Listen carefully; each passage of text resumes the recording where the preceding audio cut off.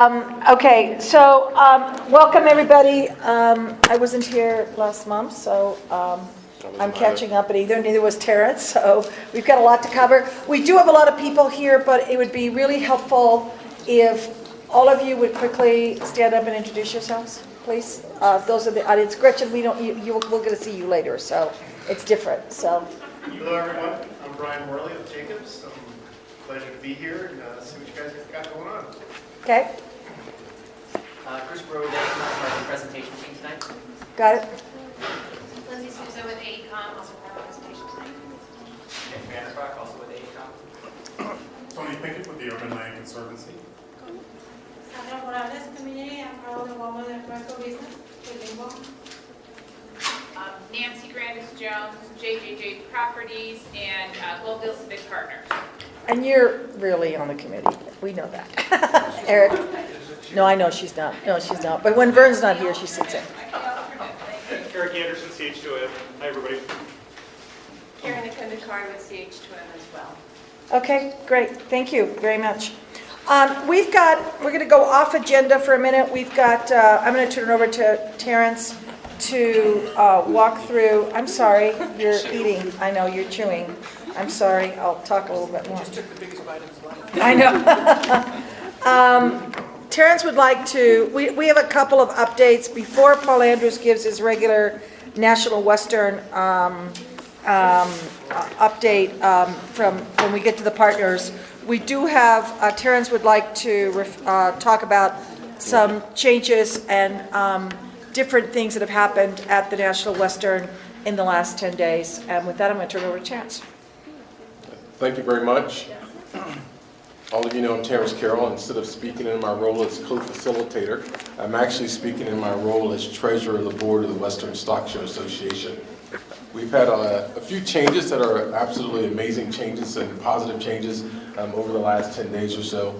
As many of you know, the National Western or the Western Stock Show Association is committed to raising significant monies on behalf of the National Western Center project. Is the number public? Yes. We've committed to raising $60 million for the National Western Center project. And to do that, that means that we have to embark upon a capital campaign.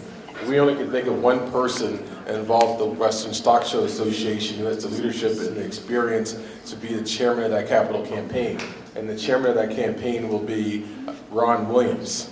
And I think it's a great thing for all of us. It's a great thing for the Western Stock Show Association and a great thing for the National Western Center. And as many of you know, we wouldn't be as far down the road on this project if it were not for the work of Ron Williams. Because of his new role as chairman of the Capital Campaign Committee, Ron made the decision to step down as chair of the Western Stock Show Association. The board of directors met earlier this week and we elected a new chair of the board of the Western Stock Show Association. And that person is a true legend in the National Western, in the history of the National Western, a former state legislator, the former CEO of the Western Stock Show Association, one of the best people I know in the entire world, our former vice chair and now chair, who happens to be here with us tonight, the indomitable, the iconic, the legendary, the mythical. Come on. Pat Grant. Let's go. Give it up, everybody. Hey.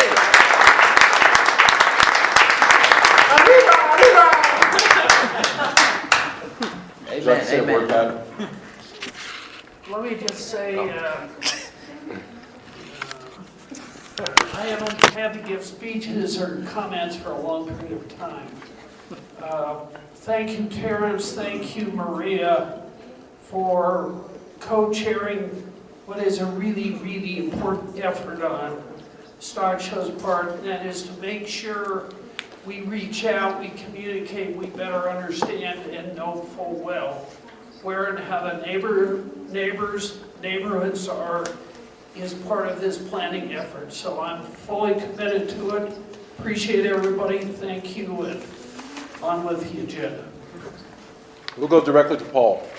Just to clarify on the what we've committed to the city is 125 million worth of value, of which 50 million needs to be in cash, And we're trying to raise 60 million because we're a little worried about the next decade while the build-out is going on. So we want some funds in there to give us a strike fund. So anyway, obviously exciting news, having Pat, who was vice chairman, step into the chairman role, and I know the board voted unanimously, and I am very excited as well as president and CEO. So with that, just a couple things happening to report on tonight. The board's forming task teams to better lead the association for the future. The board is meeting monthly, and those task teams, there'll be about 10 of them formed in the next several months, some related to capital campaign, with Ron Williams leading it, some related to capital maintenance needs around here, those sort of things. So anyway, we'll keep you updated as those get formed. And we are doing the interviews for the firms regarding the naming rights values and sponsor rate card values. They'll occur by mid-June. We have one group coming in on June 7th and another one on the 13th, and then Kelly and I will sit down and listen to all the feedback from the people in the interview and try to get the right company to provide the values of the sponsorship rights across the campus. So the only other thing to announce, because you'll see it in the news tomorrow, is we have decided we cannot go forward with the motorcycle show next year for 2017. After meeting extensively with the police department and other agencies, there is no way to assure public safety at this event on an anniversary date of a death in this building. So we are not willing to go forward. That announcement will go out by the press tonight, and you all will see that tomorrow morning. It doesn't mean we're canceling the show forever, and doesn't mean the promoter won't take that show to another venue this next year. It just means that we are not hosting it here at the National Western Complex. Okay? All right, back to you, Terrence Maria. Oh, John? John? If you'll indulge me just a minute, I want to get back to Pat Grant as a resident, and I think I speak for all residents and people in the neighborhoods, and if I don't, please say so. I want to make sure that you get word back to the board that the neighborhood people are simply elated to know that Pat is going to be doing the job, because we have 110% confidence in Pat. We've known him for a long time. He's ventured into the neighborhoods years ago when it was unthinkable. Pat did it, and we'll never forget that. Thank you. Thank you. And I'll pass it along. Pat did come to our place fundraiser, did make a donation. Thank you, Pat. So Good. to extend this commitment that you're mentioning, Pat did reach out to us. Thank you. Thank you, Pat. Good choice. Okay, you can share. Where's the mic? It's on its way back. It's on its way back. Okay, we're investing in another mic for next meeting, by the way, for the record. There you go. We need to have a member, if we're gonna do this, we gotta do this. I wanna make one more announcement that I should have made at the beginning also. David Oleski called me 2 weeks ago, 10 days ago, and just because this is important for us in terms of attendance, he may need to take some time off. He had a heart attack on Mother's Day. He actually did everything right. He didn't feel good. He was having really big stomach and arm pains. He took a baby aspirin, drove himself to Lutheran Hospital, as only David Oleski would do, right? And in his truck, and they discovered that they was having a heart attack. So we'll get a card around for everybody. We'll get something going for him. He said that he will try to come as much as he can, but the doctors kind of give him a really big lecture that he needs to ease down and he needs to take care of himself right now. He sounded really good, but he did have a heart attack. So I want to make sure everybody knew that as we progress, because he said he may not be coming for the next couple of committee meetings. So we're thinking through what we do for him. So we'll get you all a little email of stuff that I told him we'll bring him food. What does he want? We'll bring him healthy food. What does he want? What does he need? But he did have a heart attack. So, okay? Beer. I don't know if beer's on the diet. So we're going to go back to our original agenda and go to a special presentation on Budget 101 with Stephanie Adams, the budget director. for the City and County of Denver. Or it looks like Gretchen. That does not look like Stephanie Adams. Hi, everyone. Hello, Gretchen. I'm not Stephanie Adams. She is this on? Nope. Now it is, yep. Now you're on. Hello, everyone. I'm actually Gretchen Hallrat, and I'm making a later presentation today. Stephanie Adams is the city's budget director. She is en route and stuck in traffic. She had a meeting and too late, and has been texting me furiously. So she's not while she's driving. Good point, Amy. The engine turned off, I'm sure. But she's going to come in here in a flurry. And if you wanted to take her, So do you want to wait? I would love to have Okay. her go after the updates if that's possible. Okay. Thank you very much. Thank you, Gretchen. Jocelyn. Go Aggies/Rams. Thanks, yes. Maybe I should start all of my updates with Go Rams. So just a couple of things to update you on. I also was not here last time. I think you heard the update from whomever read out my notes on my behalf. That the Board of Governors, Liz, thank you. The Board of Governors approved our program plan for the Water Resources Center. So thanks to all of you for your input on that. And we'll be wanting to do more in-depth conversations about that facility and what the appropriate community-oriented spaces are like in that building over the course of the next year or so. So stay tuned for scheduling deeper dive sessions on that building. In other news, we are also thinking more about how we can engage our other campuses, since this is a CSU system project. As you may know, we have a campus in Pueblo, and we also have something called CSU Global. Both of those are institutions that might want to play some role at the National Western, so we are starting to have those conversations, and I'll update you with any interesting breaking news on that front as those conversations continue. And that's pretty much it from us. Thank you. Kelly. Okay, two things. One is just a follow-up from previous meetings. So in your packet is, you would ask for an org chart showing the connection of how NWC-CAC and the Office of the National Western Center kind of fit together and where the CAC fits. So all that is shown on this doc. And the way we're organized is we have what's called an NWC-CAC steering committee, which is made up of all the appointees. That's the large green box. They both report into the steering committee and then ultimately to the mayor. We've also shown on here where the two subcommittees fit. So this is what the structure is right now, and it will continue to evolve. But this was a request that you had of me a month or so ago. So I apologize for my tardiness in getting that back to you. The second update, which I gave at the Executive Oversight Committee today, is Barbara Frommel and I. Barbara's part of our team on strategic partnerships. We spent about 2 days out in Washington, D.C. This week, meeting with the Colorado delegation, as well as representatives from the U.S. Department of Agriculture. In particular, just to give you a sense of how large USDA is, they have 18 divisions within USDA, and they employ about 135,000 people. And it's not one of the, it's probably somewhere in the middle of the pack of government agencies at the federal level. But we had some great meetings, and the goal of the meeting really was to introduce folks in USDA to the project, kind of talk them through where we were with the project, and in particular talk about kind of global food security, global food production issues, and how since post 9/11 there are three key governmental agencies working together on food security issues.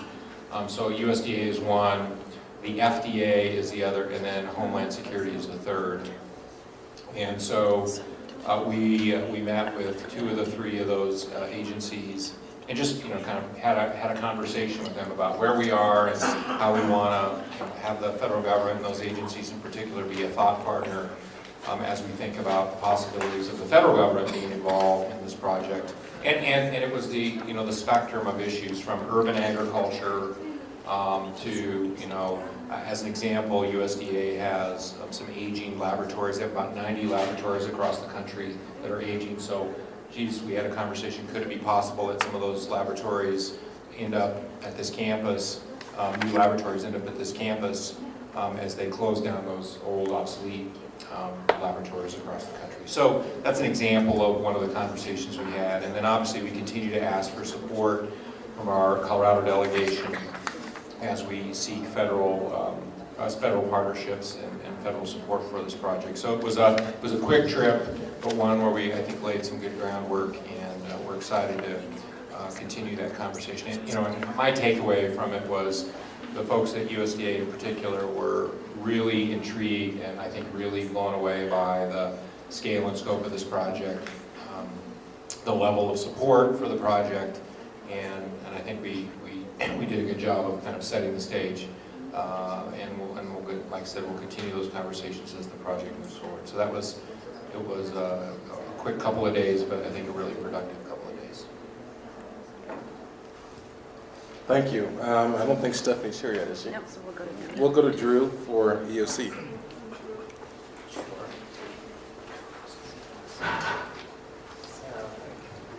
Thanks, Liz. So the EOC, the Executive Oversight Committee, met today, and I'm not going to rehash as usual. There's some presentations today that will better describe some of the issues before us. The one thing that I think that is coming up that you should pay special attention to, residents and businesses in Global and Elyria Swansea, is the economic study being done by AECOM. There is it really brought home today. There's a huge transformation with not just the National Western Center, but outside the boundaries. There's a map that was not really part of the package you have. That was this map was given out today at the EOC, but basically new businesses will. They're looking at areas outside of the existing boundaries of the National Western, basically at existing industrial areas in Elyria and Swansea and Globeville, that I think there's some really positive possibilities, but these are big changes that we want to have a seat at the table and be part of. And these are huge impacts, and we want to make sure that the visions of the National Western Center and the economic study that they will talk about, this sort of future of agriculture, that they somehow align with these little neighborhoods. So there's big transformations and developments, I think, happening in Global and Elyria Swansea that I think could be positive, but we have to all work together. And I actually think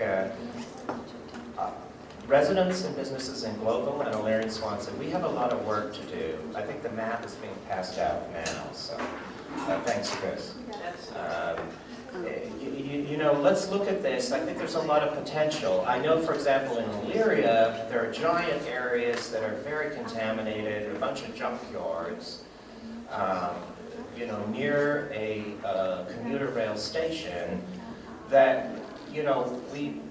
could have a very great future. We're building a 21st century community here and campus that will attract the rest of the world. And so I think we have a lot of work to do, and I think that residents in Global and Elyria Swansea, we need to all work together to help shape the future, which I think has enormous potential. That is the one big issue that I'd like people to focus on. That was one of the main things. The other thing is that I welcome Anna Jones, and I wish her the best of luck. I think she's got a huge job to do, but we look forward to working with her. So that's about it from the EOC. Armando, has there been a CFAS meeting, or COFAS, I guess is what it's called now? We have so many meetings we can't even keep up, no. We've changed, the format has changed to a quarterly meeting, and that'll be coming up. Not sure if Gretchen wants to add anything to that, but because of the new format, there's no updates. Unless Gretchen would like to make a comment. She's busy back to talking about budget, so I think I would say no. Do you have an update, AE? Yes. Okay, hold on, Hold on. Mike. Oh, It's coming.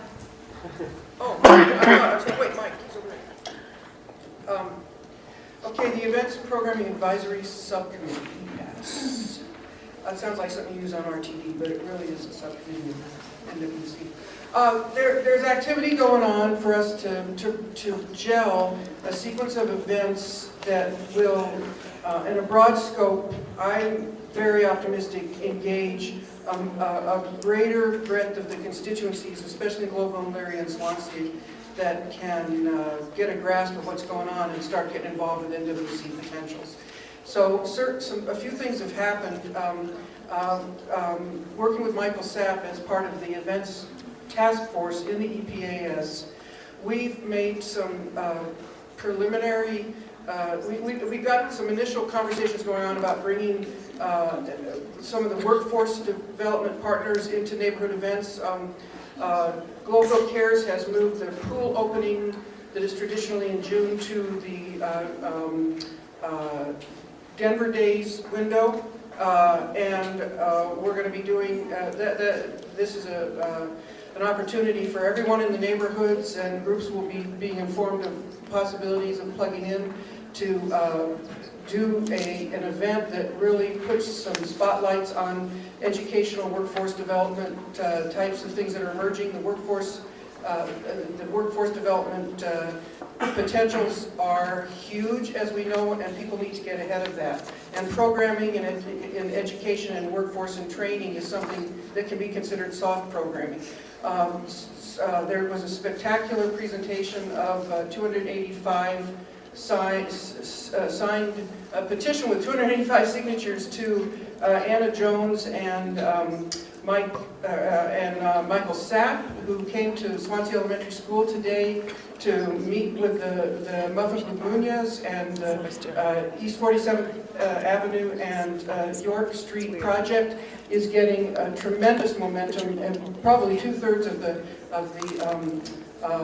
students and probably two-thirds of the parents in that school, and the majority of people in proximity around that have endorsed that project as wanting it to continue as a first priority funding project for design and build, and to try and leverage it with whatever we can with the National Western Center, if this is the pedestrian bridge. So these are sort of the peripheral projects that are on that thin line between the neighborhoods and the NWC project that might be able to be leveraged if we look at it as part of the historical and the access to the stock show and to these amenities and things like that. So those are exciting things.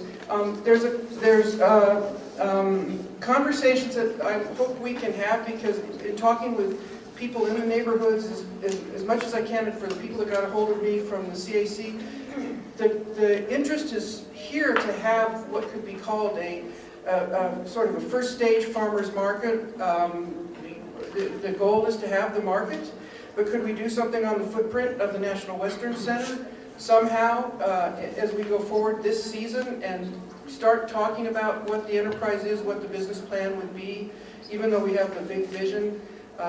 These are all programming things. I hope people will recognize with what CSU is doing, coming out with the okay now to start talking about the program, we have the opportunity to be engaged with Jocelyn toward getting some consensus of program priorities that we can recommend through the CAC into the EPAS and directly to the Executive Oversight Committee as we get the infrastructure going.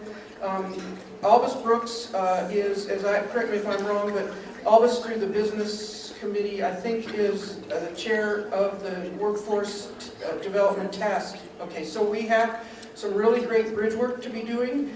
And part of what the folks that are doing the economic study that Drew rightfully called our attention to are talking about is anticipatory stuff on workforce needs, so we'll have a lot of conversations, and there's going to be a merger of the pipeline concept that you have in education and workforce around the self-image of youth and that kind of thing. So there's a lot of exciting things that can happen before the buildings even get here, so I'm asking people to keep up the creative ideas. Let's have these conversations. And I hope that by the June, I don't recall the date of the next EPAS meeting, but it's online. I hope that you will guide me to go to that meeting and say, we do want to have this as a priority, so let's coordinate the working parts to possibly do,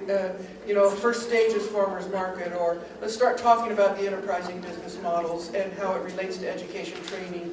This is programming. Maybe we could start a research project. And then finally, I've had a couple initial conversations with curriculum people in Denver Public Schools around trying to come up with some informal science curriculum. We could link a little science project at Swansea Elementary School that we could do a little bit on the campus. There's a solar tree that could be fun. So we're exploring that. And with the Office of Strategic Partnerships, Michael's done some work with workforce development folks to kind of alert to start opening up those doors. And I think we can do some really great informal stuff, and it will all kind of focus into the lines of inquiry and the lines of education and things that will start emerging institutionally on the National Western Center, but will help the kids and the people that are out there right now. So one thing I'd like to ask all of us and Kelly to report out on, though, regarding education, at the business meeting, the business committee meeting, you mentioned that Kelly was paying a lot of attention to the K through 12, something or other, and there was going to be an announcement. Now, before you respond, I want to say that this is, whatever this is, I'm not sure what it is, but to the credit of the CAC, from the very beginning, people have wanted to have education. There's been talk of a school, somehow having a K through 12 school. Whatever it is, I want this group to embrace, and I want the leadership to embrace, because I have to admit, I get a little skittish when I hear that there's this big thing going on with K through 12 and we haven't, so I'm not saying that at all critically, but I'd like you guys to report out, because this is part of, to me, the creative joy and the transparency and how we can engage the neighborhoods is to get folks involved in these conversations. So if you've gotten $1 billion for a school, that's great, if it's that simple, but can you just kind of elaborate on that? Can you pass the mic down? Sure. Kelly, let's tag team on this. I'm going to start at the beginning. But I want Mike Sam to add to what if he has anything too. While you're Great. Hey, thanks for adding that. I think there's a lot of efforts going on right now in GES around kind of cradle to career, but everyone is kind of working in silos. And I jumped on board with Armando and the team at Garden Place Elementary and all the things that they were doing. And they've been raising a lot of money. And we just had an incredible conversation with Kelly. And Kelly, he's done a lot of stuff around development with kids, and he can talk about that. But what if we took kind of a global look at all the kids in this entire area, and we took it into a look from cradle to career, all the way. And we had a program that invested into that. So it just wouldn't be particular schools, it would be all the kids in this area. And so I love that approach. I think it makes a lot of sense. I think it allows us to be collaborative. I think when we come over and support, it cuts out the silo wars, right? So you go over and support Garden Place, it doesn't mean that you don't support Swansea, which kind of came out of that a little bit, but how do we support everyone, right? So Kelly, I don't know if you want to kind of talk about that and maybe even the timeline of how we can get this going. So it's probably really a whole, a presentation, but the short version is this. So, and many of you know, in a prior life, I ran a locally based education foundation for a home builder and traveled all over the country, really kind of trying to understand what made communities of all different forms, sizes, and shapes strong over a period of time. And it always came back to schools, right? and the ability for those schools to adapt as those communities evolve.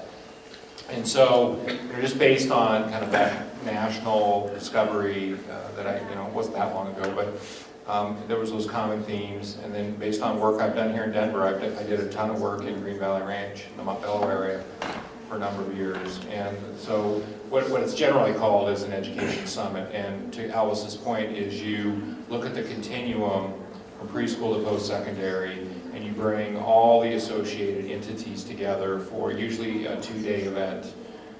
It's a facilitated discussion, and you walk out of there with really the big ideas that the community, it's community-centered, and we frame a conversation about what the community build on what's working, start to identify what the gaps are, and the prioritization of filling those gaps, and then build a plan that supports the continuum of kids from birth to post-secondary.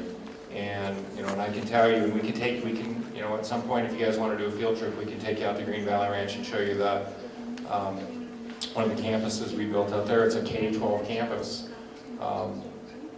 Evie Dennis campus. It's very, very successful, and there's other examples around the country. But it really is a community-based exercise, and then we bring resources in to support it, and you lay out a plan, and you prioritize the plan, and then you fund the plan. So I'm hopeful that, we can do a presentation on it to this group and get your feedback to make sure we're capturing all the big ideas. But it's something that we can do as early as this fall. If folks are up for it, again, it's a 2-day commitment. And we can do it on a weekend, or we can plan around folks' schedules, and you come out of it with a plan, a game plan that we would put into place with DPS, with the community colleges, with higher ed, and it's a proven model that works and that can be successful, but it's really got to be based on what the community wants and desires, and then we frame an action plan around it. Okay. And Stephanie's here, so we want to give it everyone. I forgot to mention one quick And thing. your next meeting is June 14th. Thank you. June 14th is an EPAS meeting. At the meeting at Swansea Elementary, I just want to mention that Michael Sapp did have a conversation with Kenya Beata, the engagement person there after the meeting, and the staff, and there's going to be a Denver Days event also with Swansea Elementary School, and this all builds on what we're talking about here. The direct engagement with the sustainable institutions, and there's a lot of conversation going on too about a mill levy override and a bond issue at DPS, and the students at Swansea are involved, and many people out in the neighborhood are extending that. It's another area of awareness for us to leverage what we're doing going forward and in the educational realm. And so I just want people to be aware of that, and there'll be more trainings with folks out in the neighborhoods on all of these issues. And you'll start to see people show up here too with that kind of framework of how do all these systems and all these things work together. So it's pretty exciting, and I think we've got some momentum here. Great. Michael, do you, anything to add? What? No, he's not. Are you saying something? No, I was just coming over to get this going. Oh, okay. Okay, well, you should, since you're the microphone, you can introduce Stephanie, since you're there already. Thank you, Liz. We have with us Stephanie Adams, who's going to do a Budget 101 presentation. She's the budget director for the City and County of Denver, and to the best of my knowledge, she is not related to Liz Adams. We are not as far as I can tell. She got the money. All of it.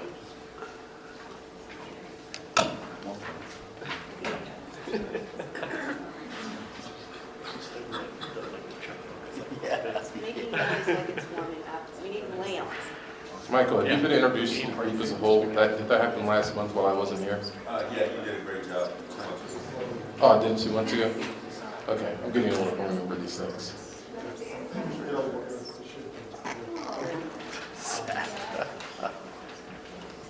I was just trying to make up time while they got that together.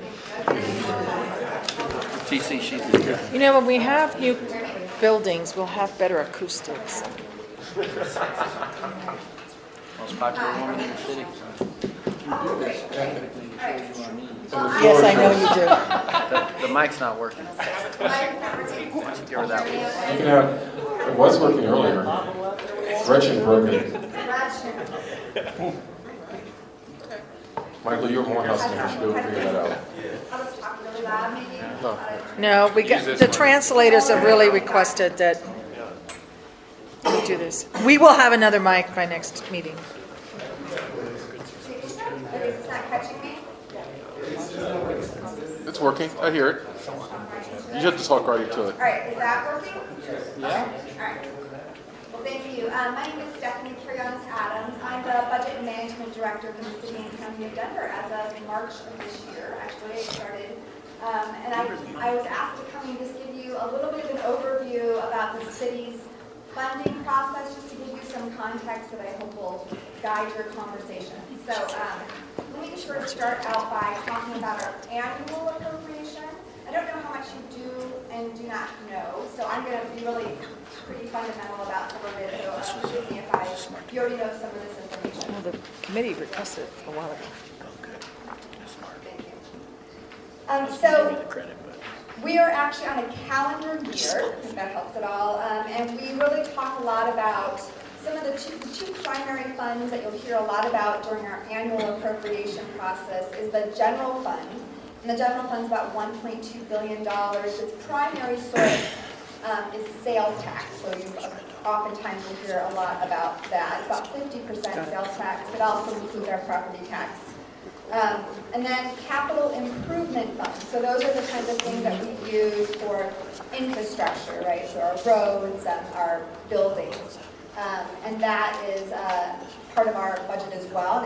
It's actually part of an annual appropriation process. And I'll talk to you a little bit more about the timing of that. And actually, we're on a calendar year, so our next budget cycle starts next January. But we're already planning our budget now. So the timing of this is probably pretty good, so you can sort of see where we are in the budget cycle. I just wanted to point out a couple other kinds of funds that you've probably heard about as well. So there's enterprise funds, and a good example of that is Denver International Airport. So our airport is actually what was called an enterprise fund. It doesn't have taxes associated with it. It's really a user fee airlines primarily fund, the enterprise fund, just to give you a flavor of the kinds of ways that we are funded. And then you, of course, I think a lot of you will know a lot about federal and state funding. So there are different kinds of funds we receive from the federal government or from the state government. And some examples of those are CDBG, Community Development Block Grants. Head Start is a good example, where those are dollars that come into the city from the federal government, not subject necessarily to our annual process, but we have to follow the rules of our funders.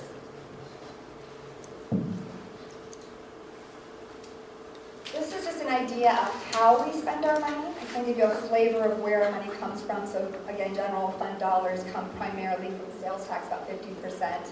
And then our capital improvement funds include property taxes. But this is where we spend our money. So all of our money, and you can see the airports on here too. Just to give you a general sense of how we actually spend our money.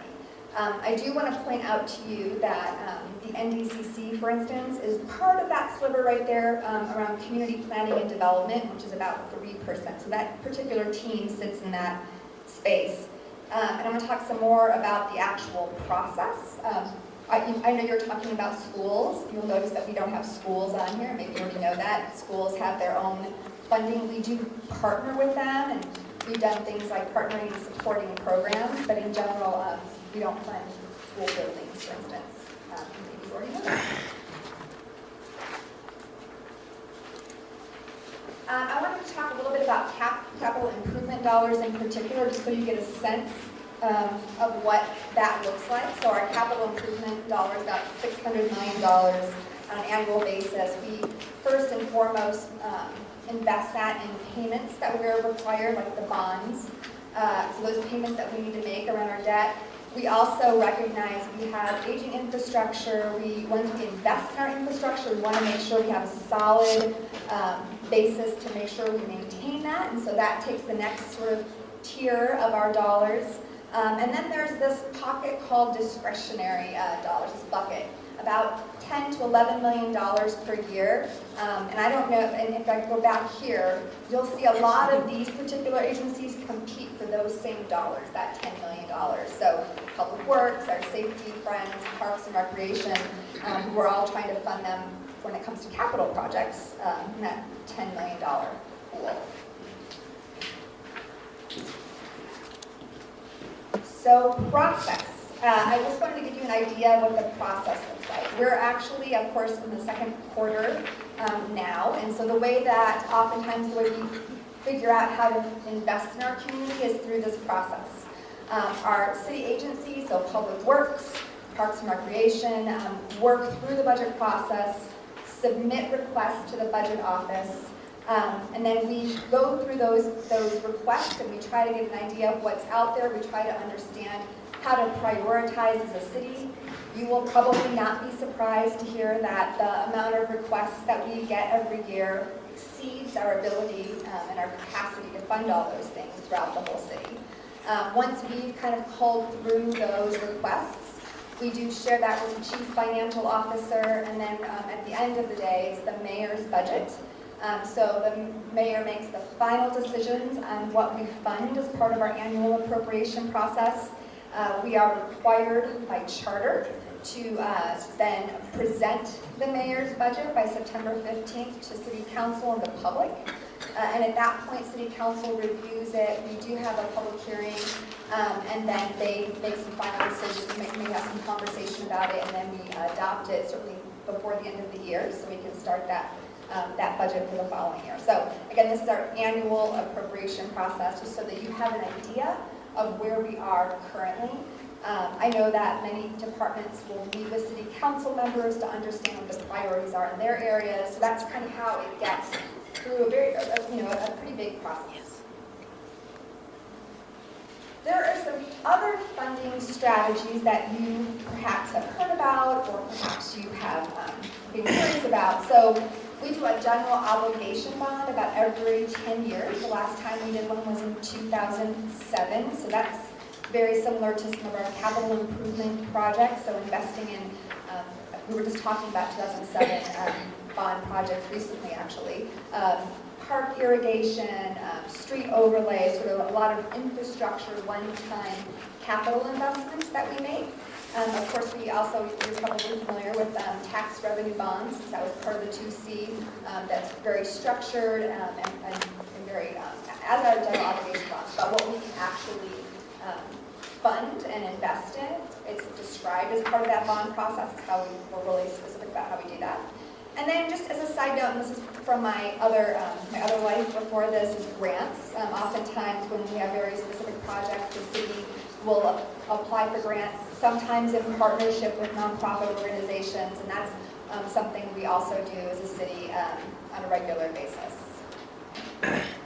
That was really kind of just my really short overview, just to give you an idea, so that I'm hoping it helps to provide some common language as we're talking about funding. If you think about general fund money, you think about it from an operating perspective, that's oftentimes the kind of funding we use for programs. When you talk about capital infrastructure, it's oftentimes capital improvement dollars or perhaps future bonds.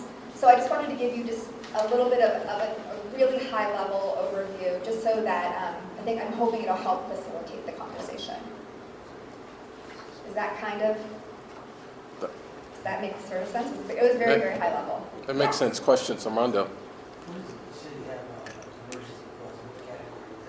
Armando, can you talk louder, please? And then if you just say that. I'll repeat the question. Thank you. So the question was about emergency funds. So we actually have 3 pots of emergency funds. We have Tabor Reserve, which we're required to hold onto those dollars, just so that you know it's a statewide requirement. I will just tell you, as the budget management director, we will almost never tap into those reserves. They are for major catastrophes, and we are required to pay those dollars back within a year. And I think that if we had a major catastrophe, it would be tough to pay those dollars back. But we're required to hold that money aside. We also have a contingency. We're required by charter to set aside 2% of our general fund dollars in the event that something comes up that we could not have anticipated. if, and then we also have an undesignated fund balance, which we actually used during the recession to help address the difference, when we projected out what our revenue would be and our expenditures, and we had to meet that gap in addition to making some significant cuts. That require, in each of those cases, by the way, that does require approval by city council, so it's a public process whenever we tap into those emergency funds. Does that answer your question? Yeah. Yes. Stephanie, is the city running a surplus or has it in past years? And if so, how much? And how is Tabor involved in that? I don't understand Tabor's purview over city funds, but Well, we run a balanced budget. Yeah. Can you repeat the question? Oh, I'm so sorry. So the question is the city running a surplus? And how does Tabor play into that? And the first thing I want to point out is that we were actually debruced recently, fairly recently, where we actually went to voters and said, because of the way that Tabor works, it artificially caps our ability to hold on to funds, and we were crediting them through property taxes. We were one of the very last cities, by the way, to remove that particular stipulation of Tabor. And so we no longer do that. It's something called 2A. I don't know how many of you are familiar with 2A. We actually leveraged 2A for paving.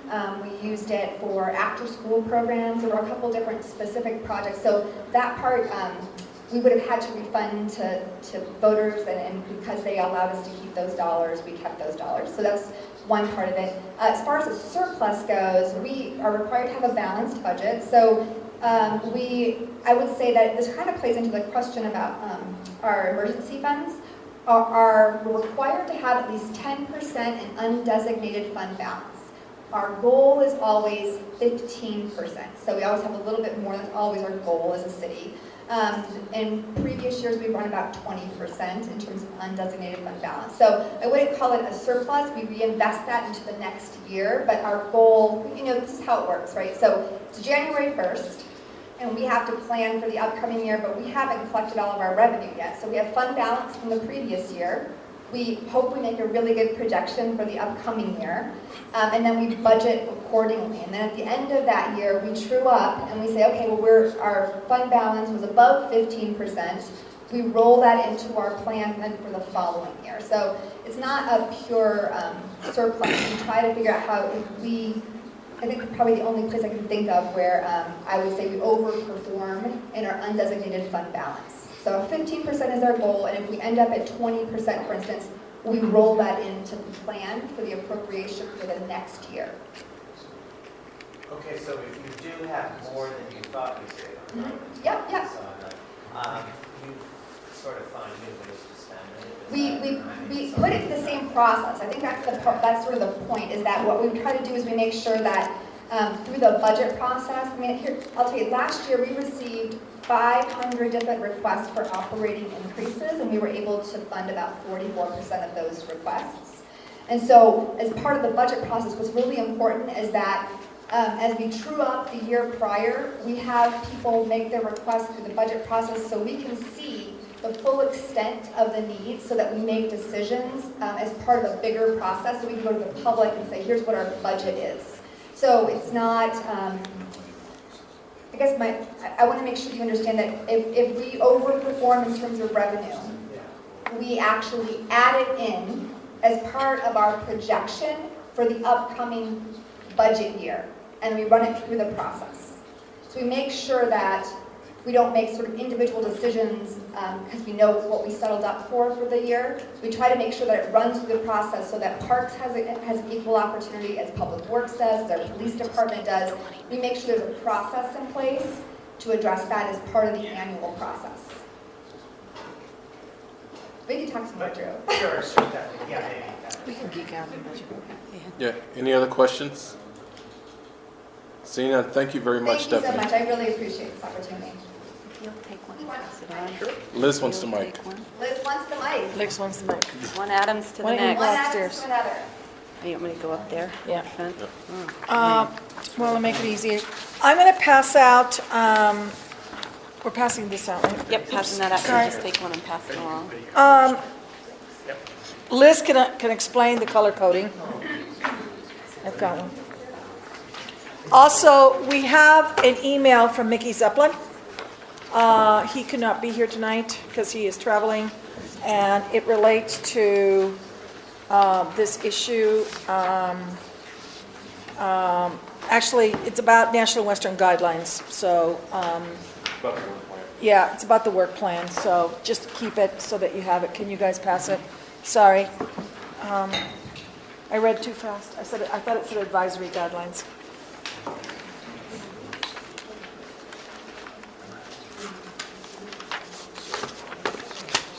Since neither Terrence or I were here last week, Kelly and Paul did a stupendous job of co-facilitating. I'm going to let... Huh? You finished on time. Okay. Thanks, Kelly. We're going to let Liz pick up where you guys left off. Okay. I was just seeing if I could turn up the other mic because we are going to have people making comments. So I don't think I can get it done. All right. So we just passed out the same document that we were working on last month. And I took your comments and the decisions that you made from last month, and I did them in green at the beginning. But we're going to consider that finished for now. We will come back and visit it, but I want to start into the next section. I'm going to watch the clock here. If somebody could tell me when 20 minutes is up, please. Terrence and I will. I'll Okay. put you on the clock. So we're going to work for 20 minutes, and I know it's a little painful doing this in chunks, but in order to get everything in that we need to in a meeting, we need to do it this way. So, and it seemed to work okay last month, so now we're going to attack the section on membership, and we'll get through it as best we can. And I'm going to have to move around a little bit as I talk to you guys, because I'm going to have to hand you the microphone, but because this is a kind of a participation process. So we're up to line 51 on this sheet, membership. And remember, this is just a starting point. The red comments, it tells you who made those comments. And then we can discuss those. Carrie is not here, as you might know. She had a baby, so she's on maternity leave. So she can't explain those comments, but we can certainly look through them. So let's just take lines 52 to 60, because I think one of the questions is, do you list all the organizations or not? So NWC-CAC is a diverse group that represents many interests. Voting members of the group include. So let's start with Carrie's comment. Should these organizations be listed specifically, or should it be done a different way? So do we have any comments on that from anyone?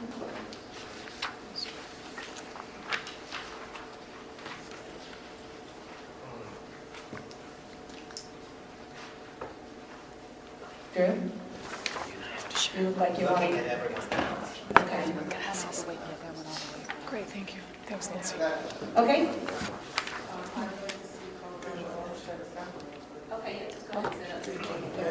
No, this is yours. I give mine away. So, should you kind of introduce and talk a little, just shortly, briefly, so they understand? Oh, okay. I'm with the Colorado Watershed Assembly. We're the umbrella organization for watersheds throughout the state. We work collaboratively with the Colorado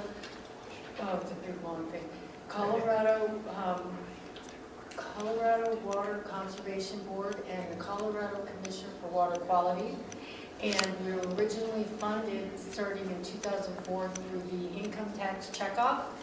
And we are now expanding to year-round fundraising, and we administer the Colorado Healthy Rivers Fund. Okay, and you guys might recognize Tricia. She used to work with Riverside Cemetery, is that correct? Tricia, okay. So, so that brings up an issue, and it comes down to answering Carrie's question. How do you guys feel about listing all of the organizations with representatives, or how do you want to work the membership piece? A.E.? I'm torn, but I feel like, I feel that the best way to do that is to list in principle and then keep a flexible list of individual groups, because if this is it's kind of like saying, well, this is what the structure of the organization is, and there's going to be these categories, residents of Global area Swansea, community and business leaders. I don't know that it's just leaders, it can be owners, you know, there's the small business owners and stuff. But I support what Patricia is as an affiliation. It's very important. But I feel we need to draw the line and not list, because what if somebody, I mean, because it kind of constrains it, and it creates a dual purpose, categorizing and then specifics. And I'm a little uncertain about that. Not ready to throw a wrench into this discussion, but I'm just. So how does everybody feel about taking out the names and just saying that this group is going to include residents of Globeville, area Swansea neighborhoods? There was a question about whether riders should be included in that, so we'll talk about that in a minute. Community and business leaders / owners, and then community nonprofit organizations. Do you think that covers the membership piece? I mean, that's what you are right now without listing specific organizations. Because at some point you'll have to decide, you know, you've talked about how to bring new members into the group.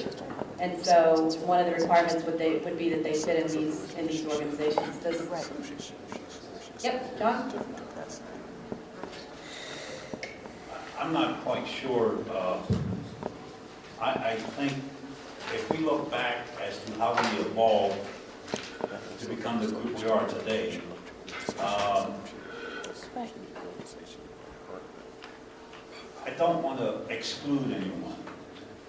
If people are here and express an interest and it collaborates, what we're doing enhances the National Western or adds to it, by all means.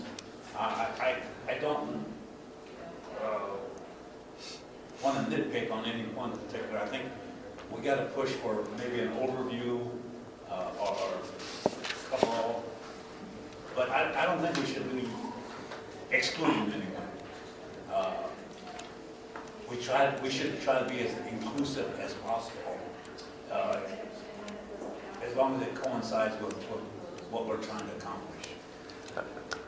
Liz? Yeah. No, go ahead, Eddie. Well, I just noticed something. I wonder if we make it easier for us. This, under membership, it says voting members of this group include. If we said core members of this group include, these are the, and then then the voting membership becomes larger. But this was a mandate to put Globeville, Leary, and Swansea neighborhoods on the map with the National Western Center in conversation, and to include the constituencies of the neighborhood, which includes the residents and the businesses. And the historic elements of it are part of the mandate too, but you know, that's reinforced in the master plan. But anyway, there's a difference between, there has to, at the very least, be representation of Globeville, Leary, and Swansea, the community business leaders, the community nonprofits that are having in-service to the organization, but to the neighborhoods. But the voting group can be larger, more inclusive. Do you know what I'm saying? Like Clinica Tepeyac. Well, that's a nonprofit. JJJ Properties is a business. I'm trying to think of members here. Woods to Steel is a business. Riverside Cemetery could be, Watershed could be, Larry Swansea Global Business Associations. So it's not either or. So a phrase that some, do you want to say something, Terrence? I was just going to throw out the phrase, including but not limited to. That's what I was going to say, and that's very lawyerly to write. That's what? That's very lawyerly. Yes, it is very, but it's very, yeah. And that's what I was going to suggest, doing that, but I would also rewrite the entire paragraph to a certain degree. Hold on. I would rewrite the paragraph to a certain degree. That would be the NWC-CAC blah, blah, blah, diverse group that represents many interests. The voting members of the group include the residents, community groups, and business leaders located in Globeville, Elyria, and Swansea. as well as specific partners with some type of citywide or statewide or interest in the area. That way you can pick up Visit Denver, Historic Denver, and Riverside. Okay, can you just say that one more time for me? No, I don't know what I said. Let me read it back. It's on the tape. We'll pick it off the tape. Awesome, okay, so, You have to catch me when I'm in the moment. so how does everybody, in the moment, how does everybody feel about that? That gets the concept I was like talking what Terrence just said, because the list could go on and it's organic, you know, so instead of listing, sorry, John, Historic Denver, in Riverside. What Terrence just said is basically residents, appropriately responsive business leaders, business owners, and nonprofit organizations.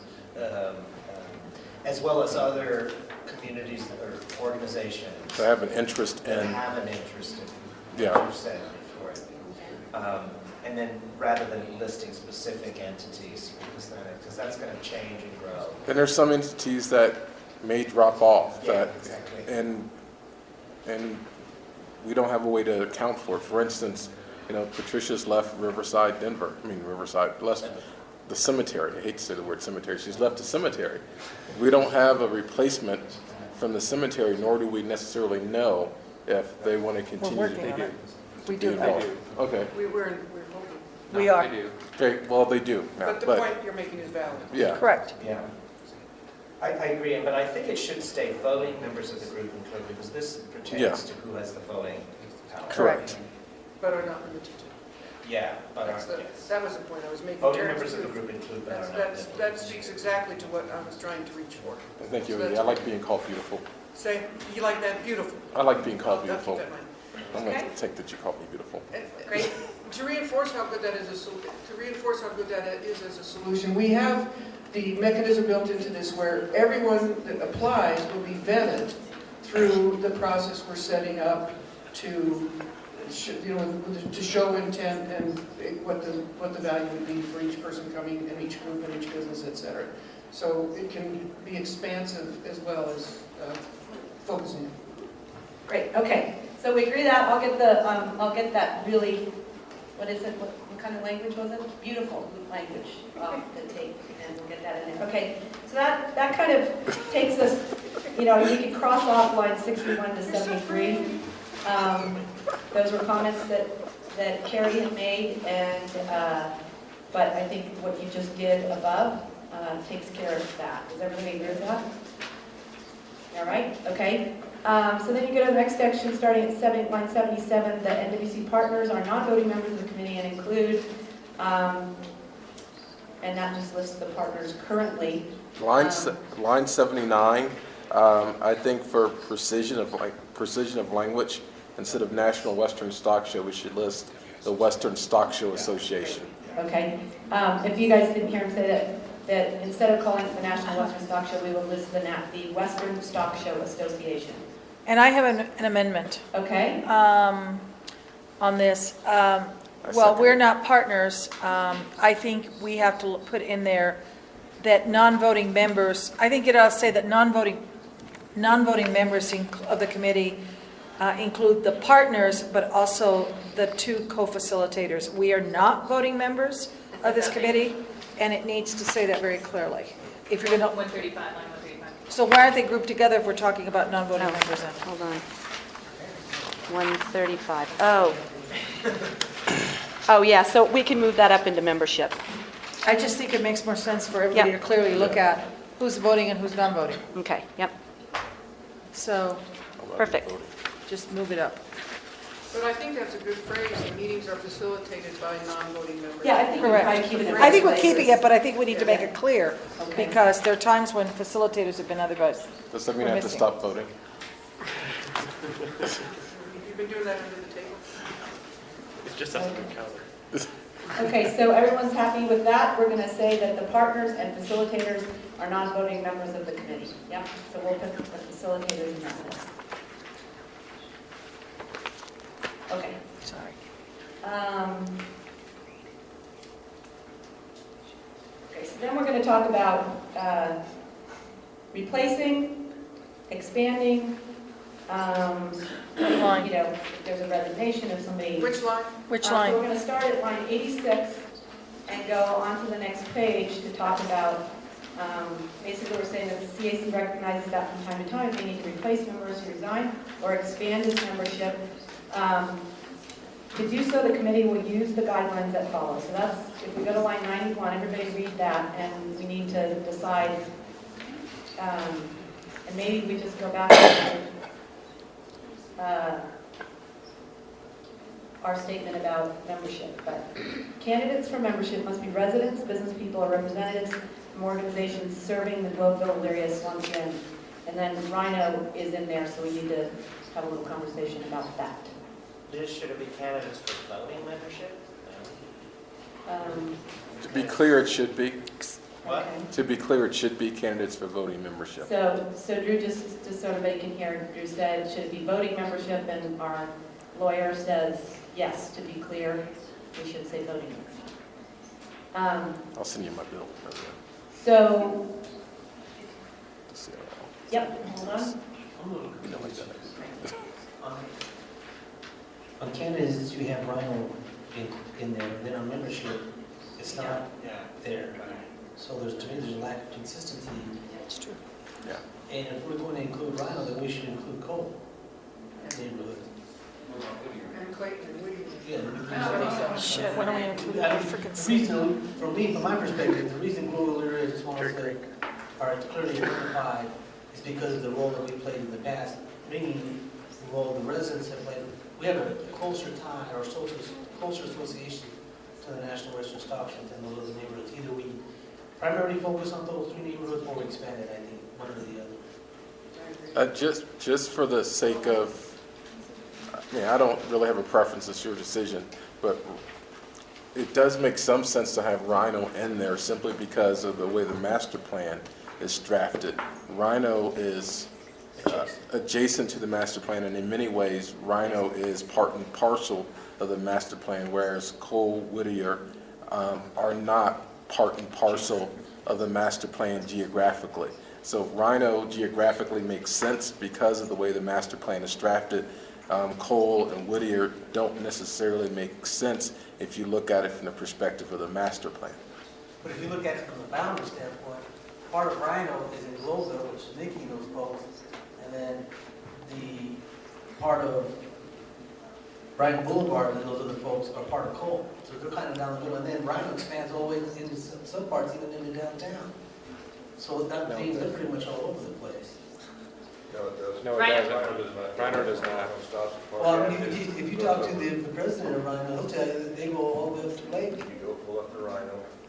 I'm talking about the member, the president. If you go pull up where the boundaries are, it's Park Avenue over to Blake Street or Walnut Street. Which is downtown. Lower downtown. Park Avenue. It starts at Park Avenue. That's lower downtown. Ballpark. Which is ballpark. It's ballpark, not all of And it. then it stops over at Walnut and it comes up to right after. I wanted to make the point that Rhino's not a statistical neighborhood, which I think is a difference there. And it, like Armando was saying, it over, part of Globeville, part of Elyria is in Rhino, but it's not a statistical neighborhood. Yeah. Okay, so we've got sort of the statistical neighborhood versus the Let's just take Rhino versus out. the association, and really we may just be able to take Rhino out, but Again, I want to say, I agree partly with your concern is and what your statement is, but inclusion. We need to be inclusive. And, Rhino, it's there. How can we ignore them? And they're part of the master plan. Parents spoke to,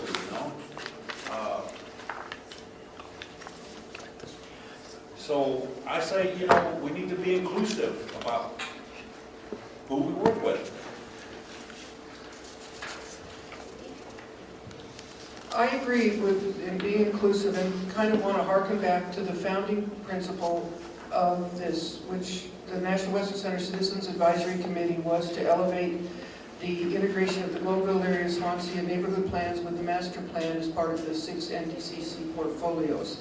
And we can reinforce that by using the same beautiful language if we want to, is a suggestion, from organizations serving the Globeville area, and Swansea neighborhoods and others, if somebody else can do the wording, but Globeville area, Swansea neighborhoods, and will, how did you say that? And may, at least, well, include the, like, make a general statement that, because maybe at some point we will decide we want to have Sunnyside. Maybe we want to have Cole as a group. But it started as Globeville area and Swansea's relationship with the National Western Center project to reinforce that. So it could be broadened without being exclusive. You know one thing, Rhino doesn't include Globeville area and Swansea in their activities, John. They're not, they could care less about Park Place. They could care less about Swansea. Those guys could care less about our neighborhood. They don't come over here and outreach to us. You know, and you say that we should outreach to them, which is fine.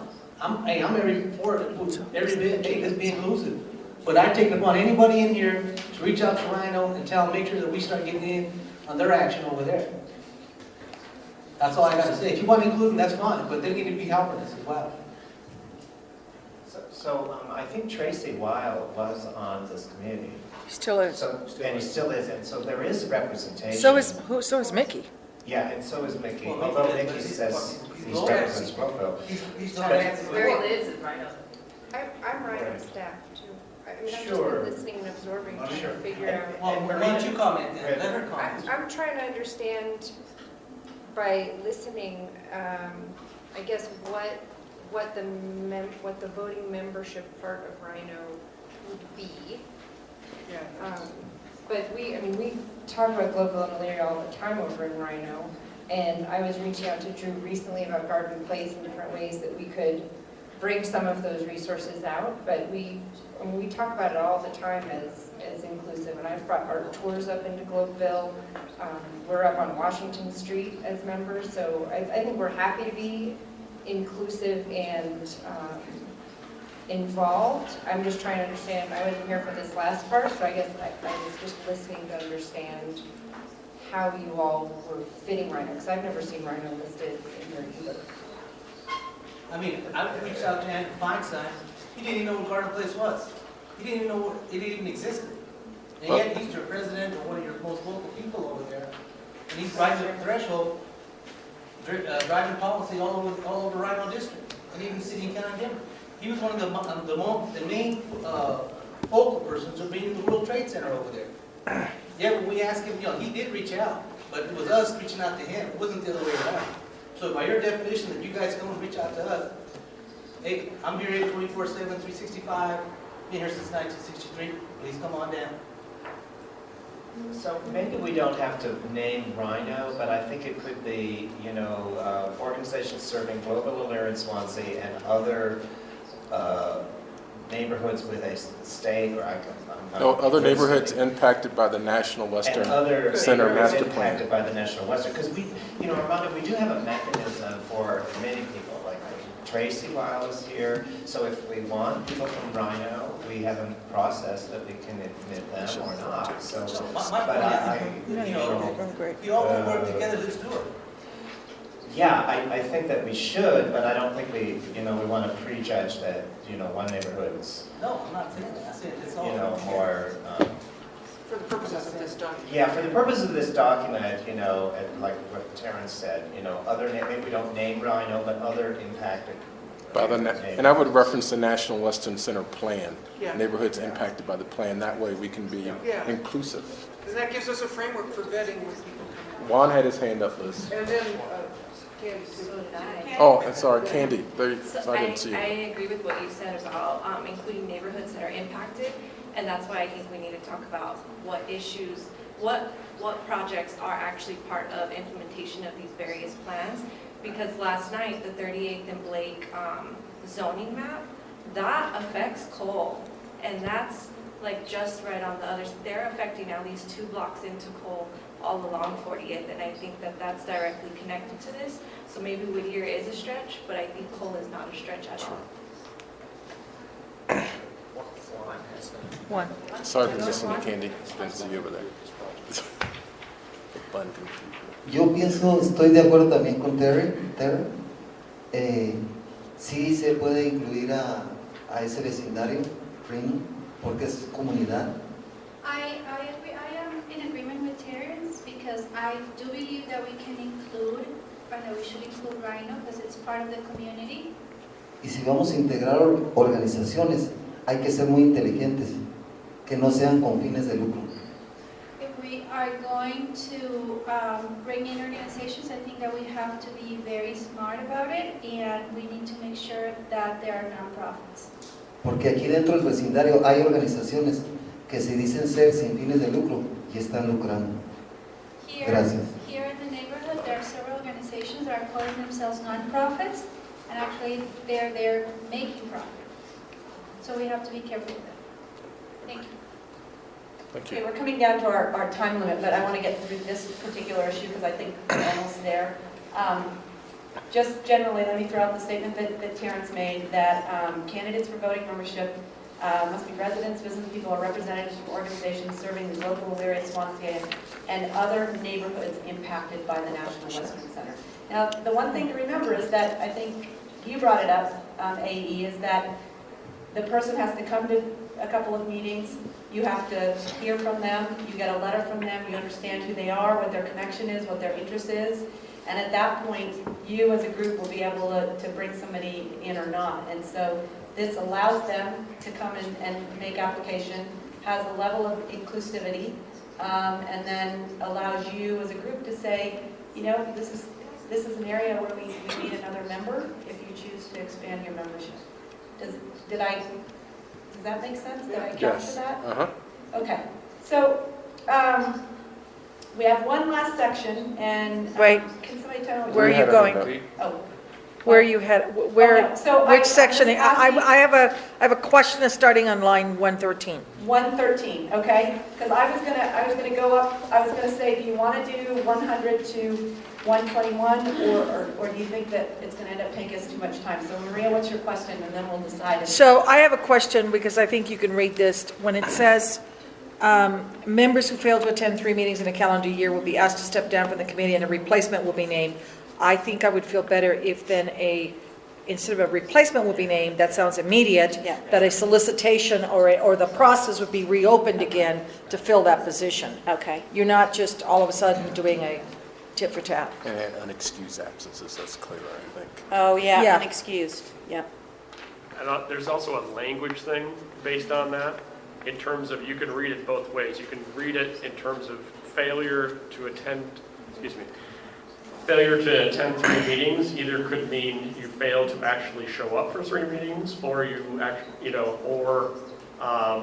the 3 meetings is the minimum, to attend in 1 calendar year. So I think there just needs to be a language cleanup to clarify that, because somebody could say, I have been to 3 meetings, even though I missed 6, and I still want to be a member.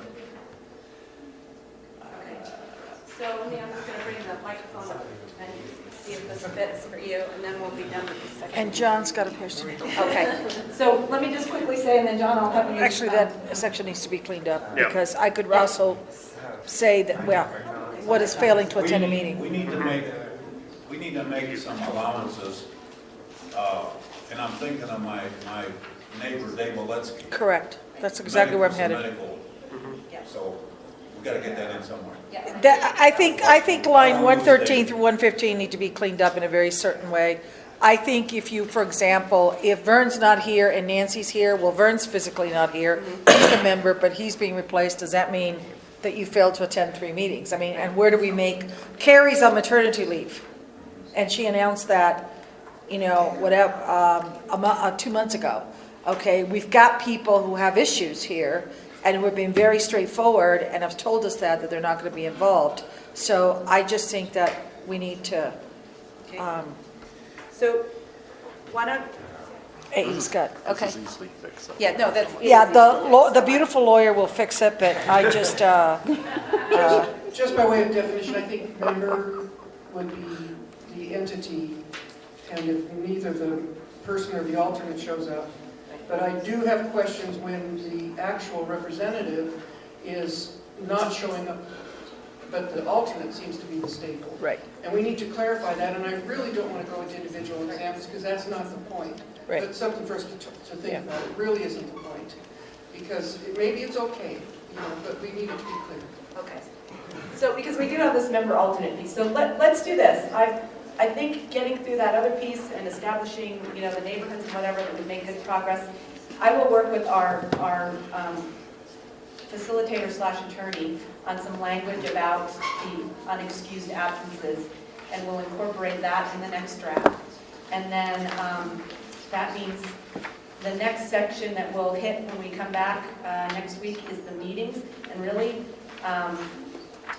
I think that'll go a little quicker. Some of that's just standard language, but let's stop right there. I'll bring this, I will get this document out to you with the meeting materials, AE, and I apologize that I did not do that the next time. This will come to you with the green language, and then we'll go on to the next section the next time. Is Do you want to everybody okay comment with on that? whether or not to send out the drafts? Yes, so I have chosen not to post this document online because I think this is a working document of this group. And so I want you to know that I will send it to you individually, but let's wait till it's a final document before we post it online, because I think this is a working document. So that's something that, if you have strong opinions about that, that's just a suggestion to all of you, and I hope, does that seem okay? But it's okay for anybody to show it to somebody in the neighborhoods to get Yeah, input. right. Get their Absolutely, opinion. yeah, you can share it, I just didn't want to put it out there. But you can put embargo, draft, all that Okay, stuff. all right, guys, thank you. So, here we go, I think we're ready for the next presentation. Yes, project updates. Kelly, do you want to give a lead in? Or we'll just go straight to Gretchen. We'll go straight to Gretchen, Chris, and Lindsay. Next Gen Ag.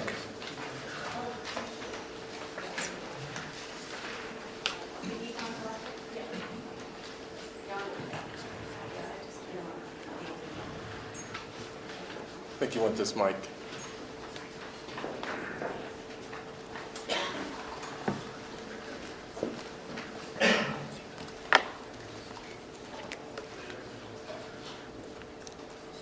So we're going to be setting up the PowerPoint, and this is a PowerPoint that I believe everyone got ahead of time. It's also the same presentation, it'll be a little shorter, we have less time, that we made to the Executive Oversight Committee for the National Western Center today that Drew serves on.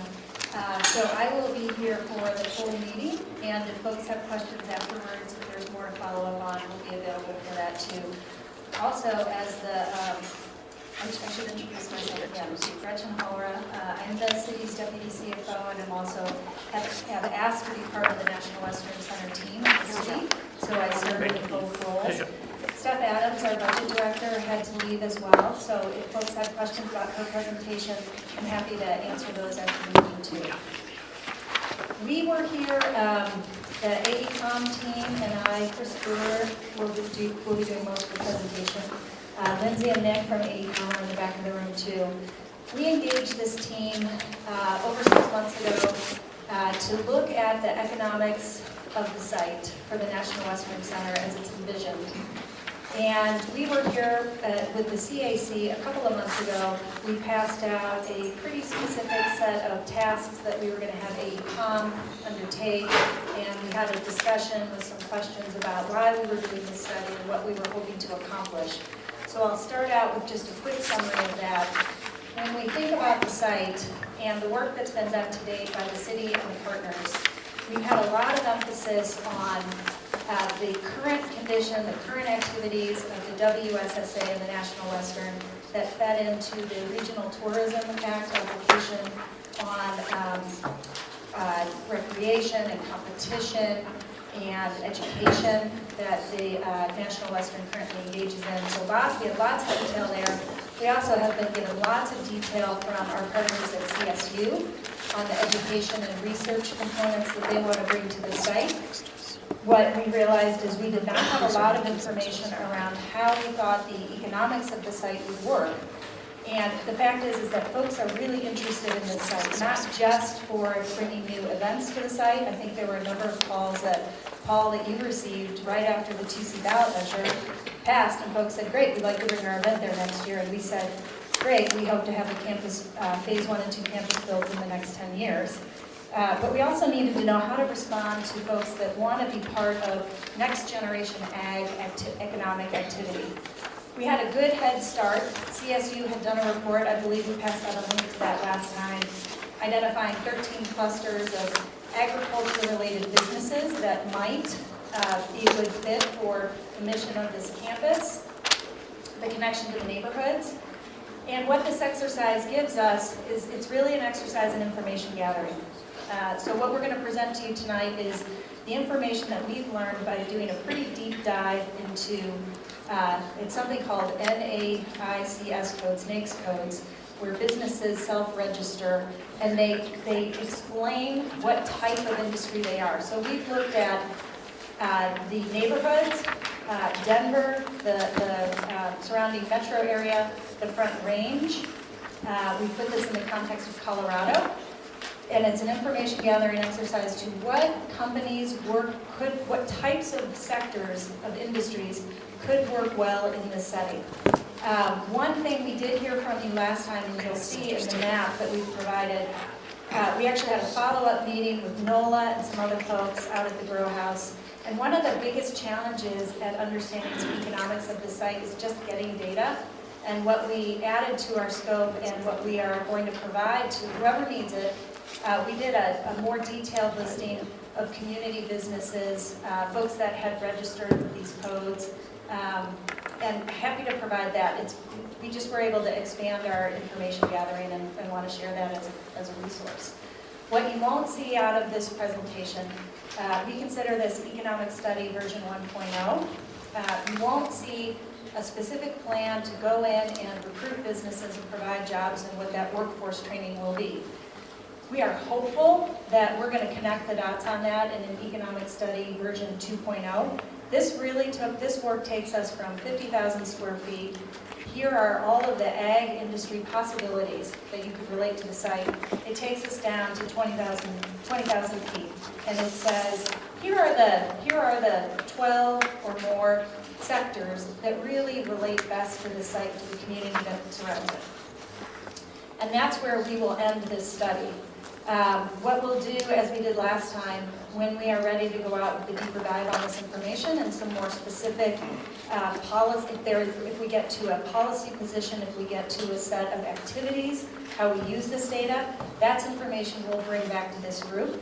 So there's nothing here, this is really an information gathering place, but what we want to get is some recommendations. You'll see when the final report is released, it should say things like, here are the sectors that we should pursue and how they like to be located. They like, if there's ag lab research, it likes to have first floor lab space.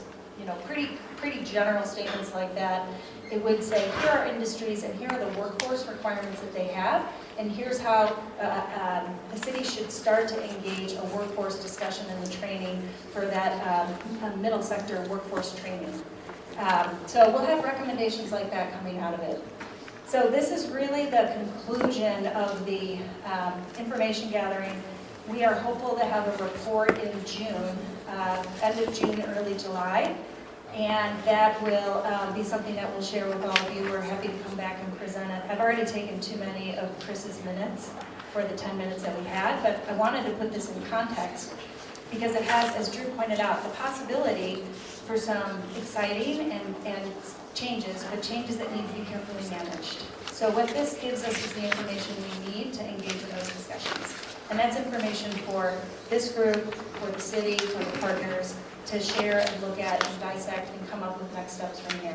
So I'll let Chris dig into the data, and if we have questions, we'll use the time that we have, and then I'm happy to stay afterwards too. Gretchen, thank you very much. So again, this is the third time today I've done this presentation, so hopefully I will do it better this time. As we understand our process, and again, my name is Chris Brewer, I'm an economist, and that means that my job tonight is to be not terribly excited about the good parts, but also not terribly concerned about the bad parts. To strike a careful balance. Again, we aren't setting policy tonight, we're trying to inform a context. It's a series of efforts over a number of period of months and years to build towards what some of these economic opportunities will be.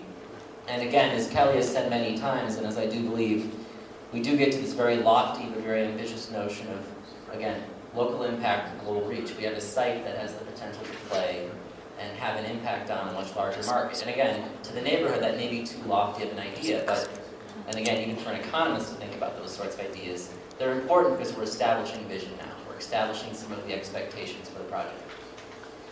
And again, as Gretchen has said many times, our goal is to focus fundamentally on this notion of how do we benefit economically, how do we drive economic growth and job creation across an array of sectors. So again, not just fancy people in white lab coats, but also people doing an array of different jobs at different salary levels and hourly wages to benefit from all of these eventual changes in economic activity. And the thing is, we have to understand all three of these buckets, because all three of them have an education component, all three of them ultimately have an economic development component. When we started the process, we had a set of basic questions. We had strategy, order, and resources, and as we started to dive into our process, we know one of our biggest questions is, who actually are our partners? We know CSU is a partner. We know we're going to need private sector partners as well. Again, that's companies that may choose to locate here. So we need to understand and develop and refine these things. We need to understand how this facility ultimately drives economic development, meaning how it drives business retention and expansion. So existing businesses within the district, how do we find ways to encourage them to grow? I mean, that's a fundamental aspect. If you look at economic development nationally, 75% of jobs are created by existing businesses, not new ones. So again, fundamental aspect of retention, how do we get existing companies to grow? As we've moved into the process, I would say the framework has evolved. We've learned a lot, we've gained a lot. Again, this sort of framework from an economic development standpoint, how do we leverage what we think are a lot of the ideas from an economic development standpoint to drive job growth and innovation? So in other words, create jobs for people both living in the neighborhood and living in the Front Range to work here and do things.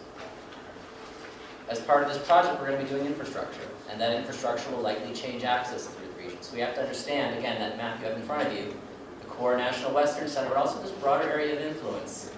How might those patterns change? That's not to guarantee they will change, but it means as part of our planning process, we have to understand they might change. We have to understand and think about those implications. Again, we're very early in the process today. And again, from a fiscal standpoint, we have to make sure that we generate revenue that ultimately makes this project sustainable financially. And I would say left off here, but equally important to us, we've heard in conversations time and time again, there is a clear workforce component to this effort. And again, we keep hearing it, we keep reinforcing it, we know it's important. And again, I think I always, again, an economist talking about vision, it can be dangerous at times. But what we've clearly heard, if you think about these different ideas as a ranking, again, this clear notion of, at the top line, a focal point for Colorado agriculture. Again, at the high level, when we think about National Western Center, it's the place where Colorado can meet with urban Colorado, where people understand where their food gets made. I think a lot of people buy into that notion. But I think more importantly, when we think about economic development, we start thinking pretty clearly about things like water and food safety. Again, a whole series of conversations about food, and I think today we're also instigating on technology innovation, how those pieces also come into play. Again, a lot of the markets and frameworks we've been talking about, I think to me, one of the most interesting ones is, 2 years ago, we would have been having a very different conversation about the food we eat. But at some point in the last 2 years, General Mills took all of their artificial flavors out of their food. Kraft was so embarrassed about what was in mac and cheese that they took all of the bad stuff out. Makes me wonder what I was eating 15 years ago, because the recipe probably didn't change that much. But as my mom laments with cream of mushroom soup, there's still MSG in it from Campbell's. But fundamentally in the last year, profound changes in our expectations for food. So again, that ultimately is an important point. Thinking about how this facility's location plays into those markets is important. Our local opportunities, again, to me, a lot of great things have happened here. But the clear notion of the Front Range as no longer a top 25 market, but a top 20 market. Again, one of the population forecasts I saw said 80,000 new residents a year. Where do those people go? What do they do? What roads do they drive on? Where do they live? How much food do they eat? It becomes a serious set of questions, and ultimately this facility is going to have to play a role in giving people access to and helping to educate them in terms of what food means. This last idea, this agriculture innovation triangle, again, we haven't copyrighted it, but there's this clear notion at a regional branding level, and again, Kansas City has their animal health corridor, which if you look at the map is really the entire Kansas City metropolitan area. But again, how do we tie in the possibility of agricultural research on the fields around Denver International Airport with National Western Center, with Colorado State? Again, it's a high-level idea, it's a lofty idea, but from a branding standpoint, it's a powerful notion. And we want to start to use to fill in the blanks. What are the companies, what are the activities, what are they doing? Again, we had our agriculture expert come in to speak about a lot of the opportunities in markets. So again, thinking about the outlook for the next few years in terms of where we see real activity and opportunity. Again, food proteins, animal health. Again, 5 years ago, we heard very clearly that no one was necessarily as concerned about the notion of diseases in animals migrating to humans. But now there's tremendous research focused on that very idea, and it's one of those ideas from an animal health perspective that the National Western Center may play a role. So again, lab space, research space, those can become very important components of what happens at the National Western Center. Again, our constraints, again, locally, I always have to talk about the weather. We heard very clearly in all of our stakeholder interviews. The weather here isn't like California. Occasionally it hails, and that occasionally causes crop damage. But again, it's a distinct market, which has distinct implications for the kind of agriculture we can pursue. We know we have sectors that are strong. Again, just driving through the Reno district, I was amazed at how many beverage companies there are, up to and including the Pepsi bottling plant, which I think employs easily more than 600 or 700 workers. So again, a lot of beverage activity, how do we leverage that to grow it? Again, we know from our experience in other cities, every few years these manufacturing firms outgrow their space and they need to move to a new building. So again, is there a role for manufacturing in that area of influence around the National Western Center? So 2 sets of critical ingredients. They're somewhat lofty, and I apologize for that, but convergence in simple terms speaks to this notion of, again, traditionally I would have talked about animal health and human health in separate conversations. And now increasingly we're seeing research focused on connection between human and animal health. And obviously those connections also lead to health of, again, pets and companion animals. Again, 20 years ago I don't think we'd be having the conversations about pet health care that we are having today. But again, thinking about all those markets in a much different way, how we can look at that from a research standpoint could be an important role for the National Western Center. And again, I always have a hard time with this one, this notion of accidental collisions, but it all gets to this idea of place-based activity, meaning putting a concentration of people in a small area and having them run into each other, talk about research, talk about ideas. Again, this is a notion a lot of these big innovation districts are built around. So, go back one. We started to talk about this notion of an area of influence around the National Western Center. The boundary does not include residential areas, but it reflects a notion in our minds that over time, as we change access, we will ultimately influence and alter real estate development patterns. That's not to say it will happen within 1 year or 2 years, but over time, based on our experience elsewhere, it's something we should at least plan for and consider. So again, the goal today was to understand what this broader area might look like. And again, we're always looking for comments on what those boundaries ultimately mean. And again, ultimately from a truck standpoint, some of these areas do have truck moving through them. So you need to understand these details as we move into more and more detail about the process. But one of the things you specifically asked for was what companies are in this area today. And again, you have the detailed map in front of you. Our clear intent is to get you an actual list of companies. And again, companies' estimated employment, we want to give you the information you've asked for to begin to understand these companies that are actually doing business in your area. And one of the things that I was struck by when we were talking about the Reno district and other areas, I know from my manufacturers, in many cases there's supply chain connections. Again, the companies they connect to may be in another neighborhood or another part of the city. So ultimately, from my stakeholder standpoint, I actually want to understand how my manufacturer is doing. And if I make policy changes at a local level, it may impact them sometimes. So you want to think about those things. But again, clear goal, you ask for a list of companies, we want to give that to you. So that's a straightforward thing we want to give you to inform the process pretty clearly. So this really takes us to the part of the study where, again, when we started, we had the 2014 CSU study, and it laid out their view of the potential clusters of activity that could drive future opportunities at National Western Center. And the thing that we wanted to do was take that research and build upon it to get to ultimately, again, going from this notion of, as I say, getting to these interconnections. So getting from sectors, again, NAICS codes, which we're dealing at a 6-digit level, so very precise, very wonkish information. But ultimately getting to clusters, again, groupings of companies that are doing a similar thing or companies that are connected to other companies. So today we met with a big grain producer, and they're heavily connected to a lot of food processors. They're the major flour supplier in the region, and if they make a change, it would have an impact on a lot of companies in the region. So again, thinking about those interconnections is actually a critical aspect of our study. But again, ultimately, if we can get to jobs, jobs ultimately correlate with real estate. If we understand our opportunities in terms of the jobs we could get here, we can understand the footprints of the types of real estate that may begin to unfold over the next 5, 10, 15 years. So, what we wanted to try and understand and where to start, a lot of the conversations start with water. And what we identified in our process was a set of companies that either relate to testing of water, to companies that are doing hydrology testing, to professional service firms that are doing mapping of underground water systems, to companies that are remediating water, to companies that are developing drip irrigation. And it ends up being a very large number. So again, 7,600 front-range jobs.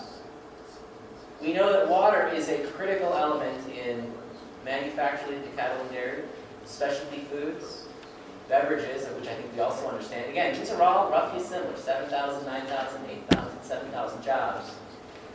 They've all grown in the last 5 years. Water ripples across all of them. So again, the water conversation, if we talk about growth and how these companies continue to grow, is critical. And the last one, to me, is always the fun one. This, to me, is how I get my nice fresh tomato in January. And again, traditionally we would have said they're greenhouses, but now we're starting to talk about urban vertical farming. And again, that's a use that I might appreciate within the area that it is. So again, how do we understand that use, its square footage requirements? What are the restaurants that would buy that produce? But again, that's an activity that I would see grow. This actual sector is pretty modest right now, but we think it's poised for a lot of growth. So we also start again, manufacturing, cattle and dairy, it's a key piece of the puzzle. And it's a piece of the puzzle that if you look over the last 5 years, it only added about 9 jobs. So again, a pretty stable sector. It has a huge connection to animal health, research and lab work, again, 20,000 jobs.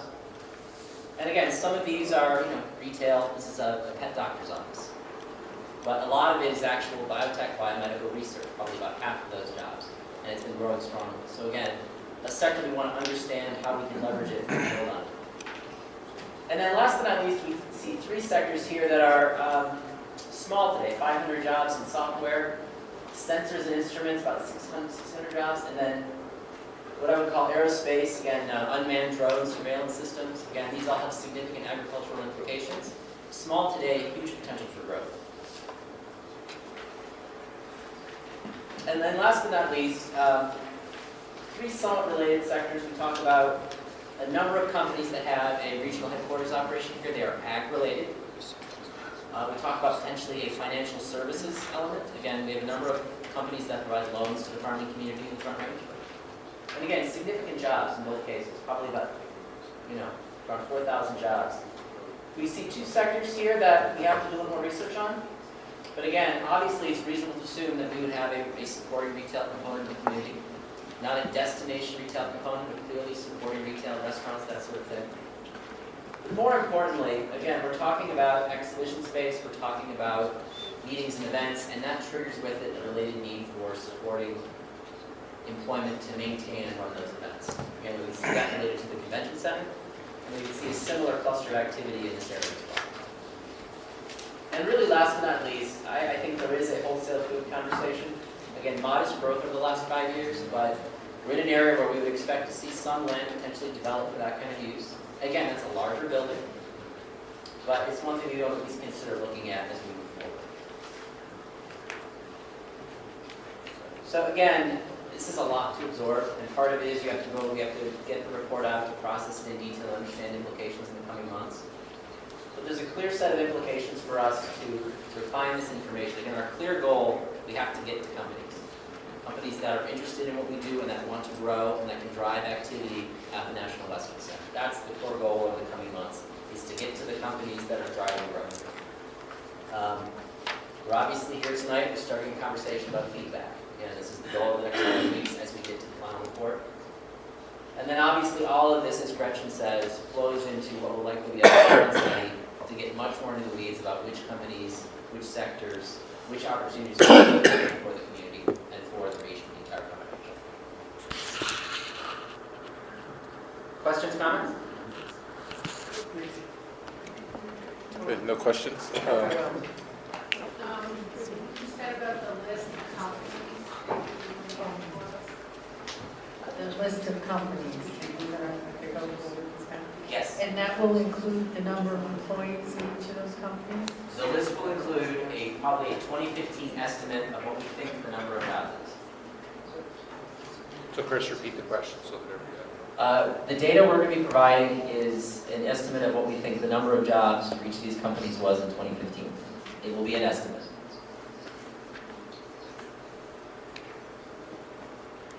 Good presentation, but I think it can be lumped into 3 categories.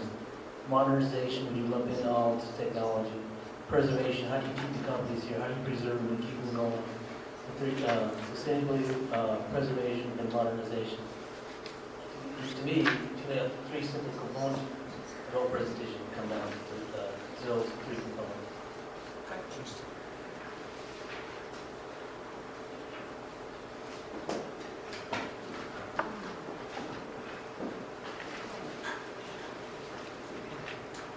I don't pretend to know, to understand that. But to me, there's kind of like the elephant in the room in Elyria, especially about the marijuana industries. And with Elyria, with the National Western Center plopped in the Elyria neighborhood, and Elyria having the greatest number of marijuana locations in Denver, and that does spill over into Swansea and Globeville. How does that work into what years?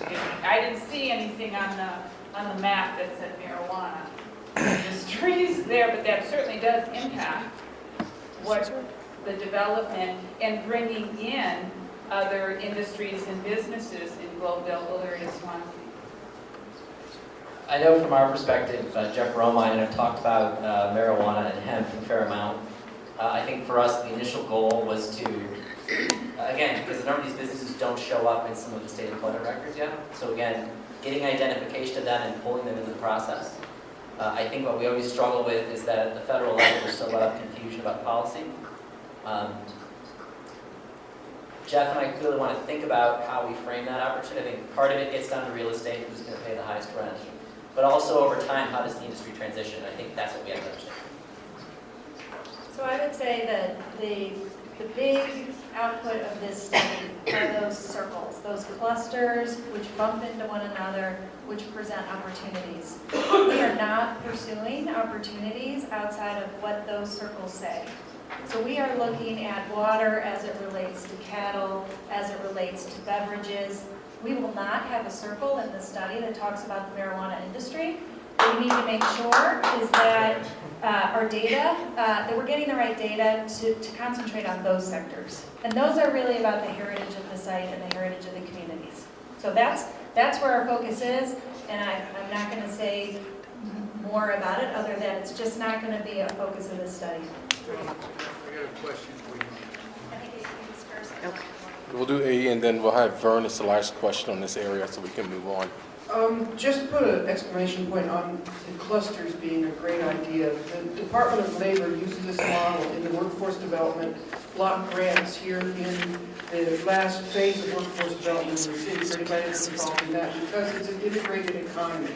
And I really think that's important around the transit-oriented development hubs too, where that's part of the way to strengthen a neighborhood is to emphasize the different levels of relationship between the suppliers and the businesses. And then one thing I want to throw in the mix now, and Jim who's aware of the soil testing stuff that we're trying to do in the neighborhood, the inventory of available land that could potentially be supportive of localized urban farming, to me, is one of the priority economies. And we're moving very slowly, and it concerns me, but we're starting broad-based conversations with people trying to locate where can this become an enterprise with the cottage industry. And we have individual programs that are working with groups of people, but we want to, I want us to put on the table more conversations about the macroeconomics of that asset and what can be cleaned up, how can we build up, you can do perma soil things on places that are toxic. There's lots of things that can happen. And I want it to be in the enterprise zone, not just subsidized nonprofit urban agriculture. I want it to become a profitable model, which would be precedent setting. So land use inventories in that direction. And rooftops. Thank you, and I will say that that will be part of our next deep dive into this, so I hope Chris was listening because he'll probably propose on our next study and that should be part of the work plan.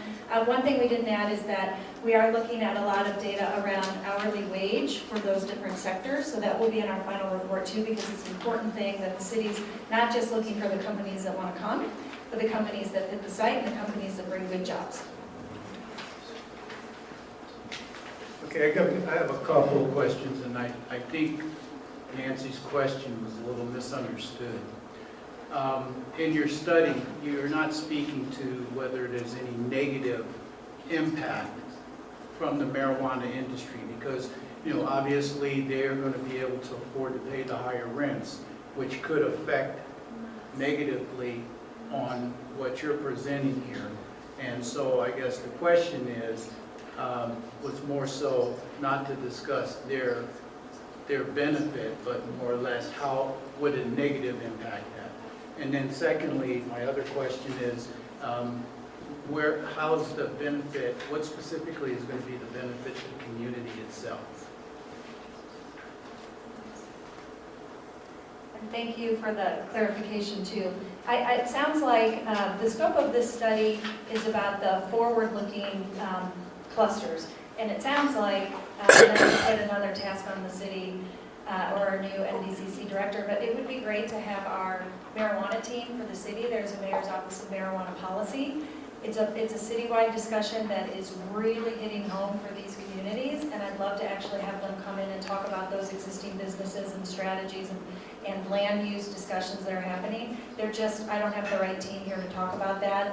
We're pretty narrow with them on, let's talk about ag-related industries in the more traditional sense. The only comment I'll make with marijuana and hemp is that because federally it's so confusing, there is a lot of research federally that's not happening. And if you compare that to a lot of other sectors where there's tremendous research happening, that's ultimately where we're shifting to, because that's where a lot of the research dollars are flowing. Does that make sense? If we can talk after this, I'd love to be able to answer the questions around marijuana. that's not, I don't have the information, and our AECOM team doesn't. But we can make a commitment to come back with the folks from the city that do. And I apologize, your second question. Oh, how does it benefit the community? And that's what we want to do, is now that we understand which sectors really essentially make sense for this site and what our existing condition is for companies that are here, we need to connect the dots between the two. So we will be passing all of this over to our workforce team in OED, and we are going to ask them to take this and make sure that we are bringing folks along to be able to, we're going to target some of these sectors. We haven't decided which ones, we just know what the universe of sectors is. If we decide to target these sectors, we need to do workforce development that matches where the direction that this is going. But that's a policy decision that won't come out of this study, which sectors to target, how to engage specific companies. This piece really ends with, these are the sectors that seem to be appropriate for the site, for the Front Range, for the state, to get that biggest economic impact, and we make decisions from there. So it's coming, and it's very much part of our discussions. I know there are probably some more questions, but I'll ask that you ask Gretchen afterwards, because it's 7:30, and we have at least 3 more items that we have to discuss. Thanks, everyone, for your time on this. It's still your turn. Just just stay going. Oh. You go. Yeah, RFP. RFP. 2 minutes on an RFP that the city is releasing, and I wanted to bring it here to make sure that there's clarity around what it is and some of the benefits it provides. There will be a much larger RFP for program and project management around how do you deliver an $856 million campus for phases 1 and 2. That is something that Eric Shaffron will be undertaking over the next 3 to 4 months, and will come here for discussion. You'll see an RFP come from the city in the next couple of weeks. My goal is by the end of June. It's going to be an RFP for project reporting. And what the goal of that is to take the information on both all the early development work for the site, things like this economic study, things like early historic assessment work, and try to put it into a package that is understandable, that is transparent, that is regular information going out to the community, to our city auditor, to our city council, to our partners, in a way that, frankly, the city doesn't have the resources to provide in the format that we think is appropriate to make it as understandable as possible. And it also wraps the National Western Center into a larger NWC-CAC context for all of the activities that are going on. And our goal with this RFP is to make sure that we provide reporting that just answers the questions that are out there and makes us as transparent as possible as a city. So the reason I wanted to bring it forward, not because it's exciting, but because it's so easily misunderstood with a bigger program and project management for the construction. This is an RFP just so that we are getting information out the door. And I can answer, I know we're short on time, so I can answer questions about that afterwards too, but should be a real benefit, a real way for us all to communicate together on a level playing field. Okay, thank you, Gretchen. Next to Eric. And we just handed out Eric's topics, so.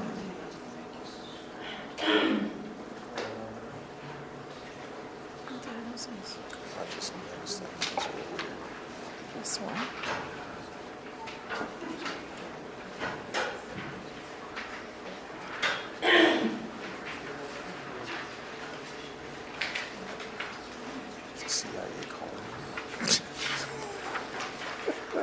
The Cuban embassy. They're sending me back.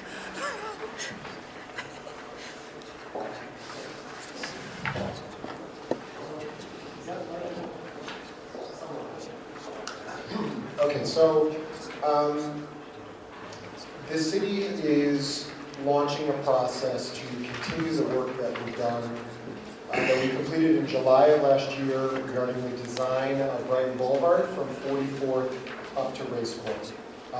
Most of you are probably familiar with the work that's going on south of 44th Street. We completed that design, I believe, earlier this year, and are going to be commencing construction on 29th, section of Brighton Boulevard from 29th to 44th.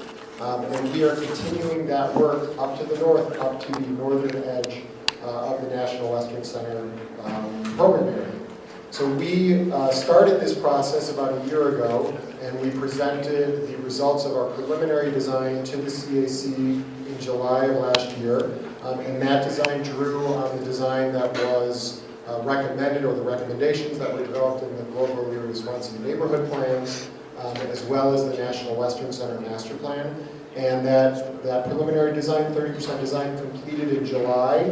And we presented that to the CAC, as well as we held a number of meetings with the community to review it and gather feedback.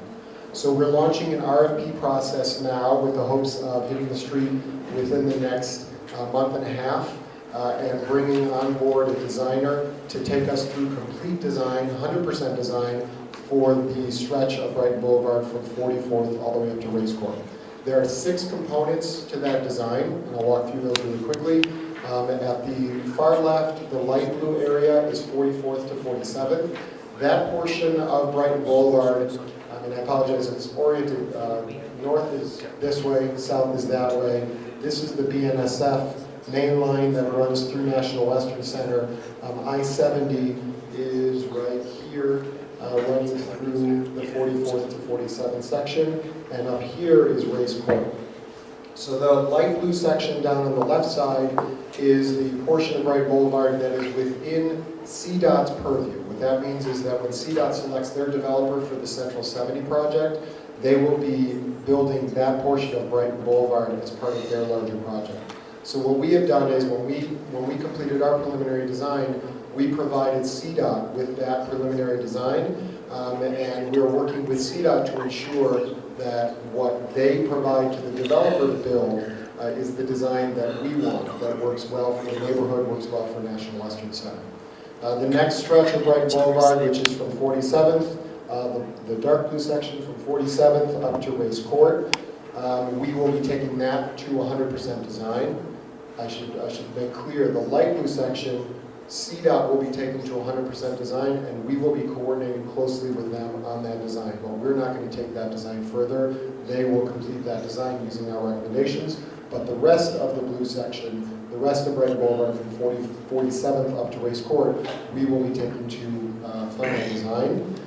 The yellow dotted yellow line, we will be taking to final design a bicycle track that bypasses the I-70 underpass. For safety reasons, it's not a great place to bring bicycles. A lot of double left turn lanes getting on the highway and off the highway. So we will design a bicycle route bypass for that takes bicycle traffic around 44th Street to 47th Street and back to Brighton Boulevard. The next section is this green here, which is a new 49th Avenue between High Street and Brighton Boulevard. And that is, the goal is to acquire the DPS bus barn site, and this would run along the northern edge of the bus barn site and provide access from the community back to Brighton Boulevard, right at the new RTD commuter rail station at 49th and Brighton. The red here is the Brighton Boulevard Bridge over Race Court. We'll take that to final design as well to replace that bridge to provide better access down underneath for trucks and for commercial traffic using Race Court as a way to get towards the river. And then lastly, what I call the loop-to-loop, but this is a way to get truck traffic, commercial traffic from Race Court back to Brighton Boulevard. Currently, the only routes are a very steep ramp up out from the underpass back up to Brighton this way, or truck traffic continues down the street here and then into the neighborhood and back to Brighton Boulevard. So our goal is to design a bypass route, and we're only taking that to conceptual design. So that is, this was in the master plan. This was part of the master plan. And at that time, actually, that property was owned by the Talarico family. It's now currently owned by Western Stock Show Association. We are only planning on taking that to a conceptual design. Whether that ends up being a loop road here or a better access around this way, we don't know yet. But we'll use this opportunity to create a concept design for a better way to get traffic from Race Court back to Brighton Boulevard. So from a process perspective,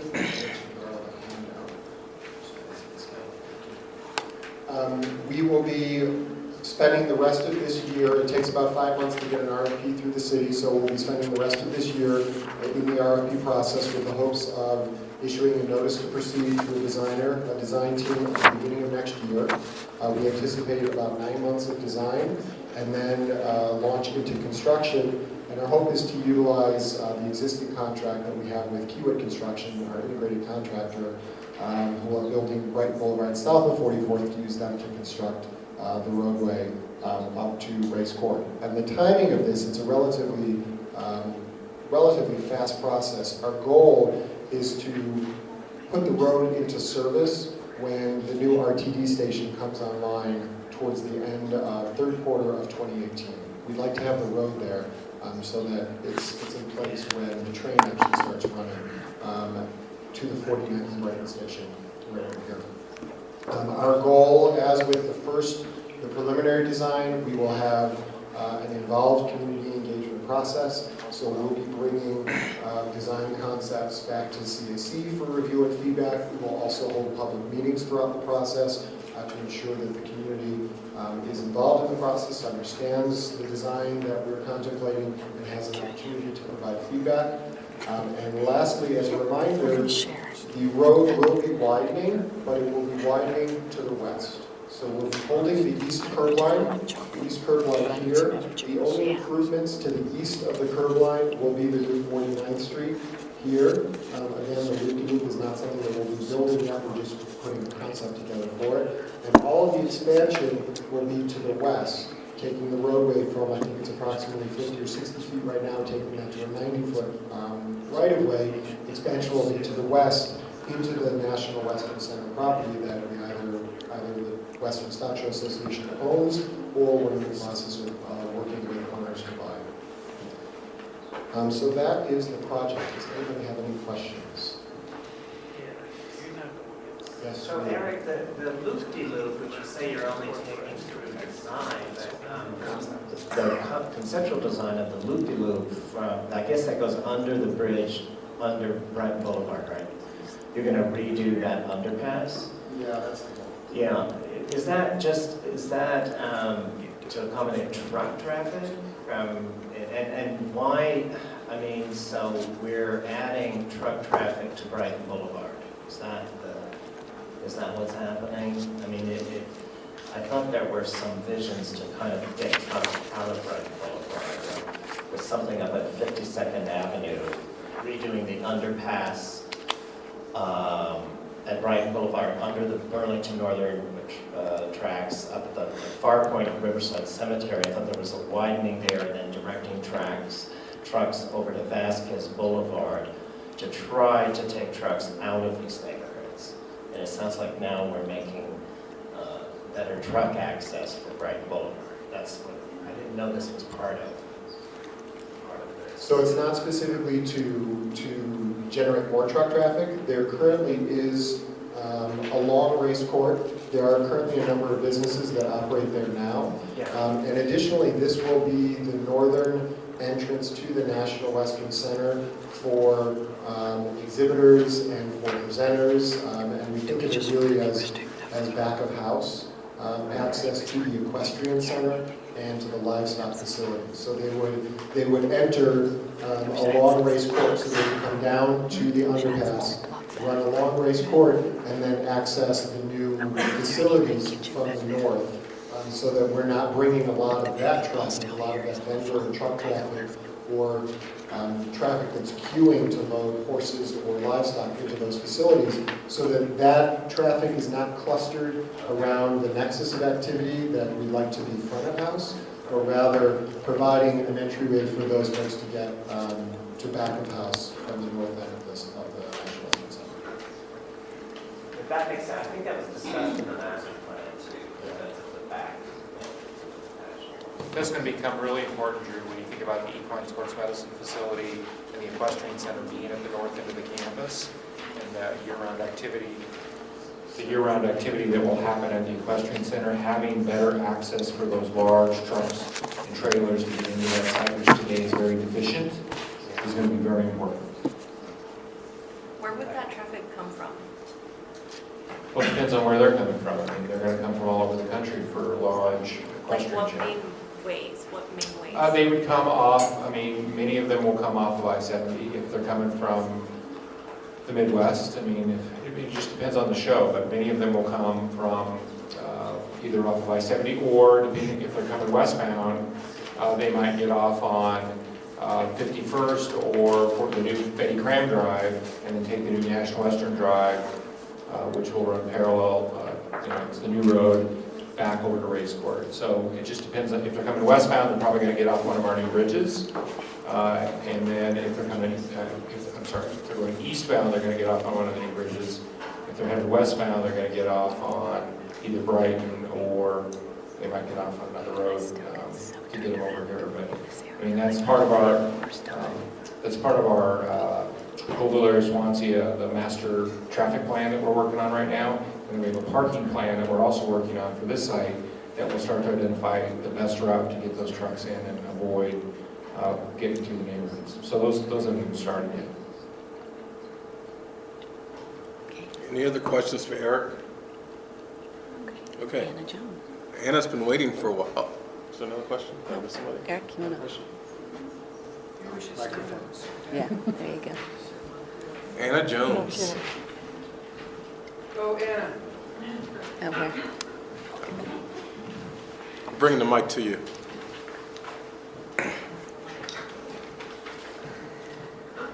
There you go, Anna. Thank you. Good evening, everybody. Thank you for sticking it out. I am really happy to be here this evening. I am finishing day 4 of my new job, and it has been quite a rich 4 days. I come with a background in community development, most recently with a private sector consulting firm that focused really on community-based economic development strategies. So I was working from the Westwood neighborhood to Five Points to Prowers County in southeastern Colorado, talking about a lot of some of these similar issues in terms of ag.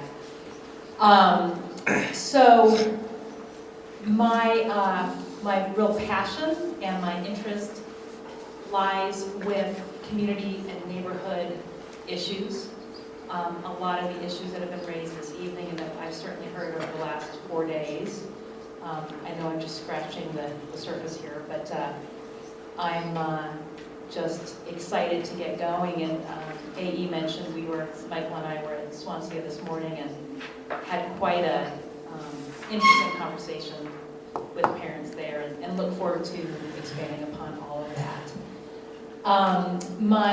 The first 90 days of my initiation will really be me getting my feet wet, understanding what's going on with Kelly's and Michael's and Todd Winskoski and Chris Pacheco, who is also new to the team. He'll be another deputy on the team.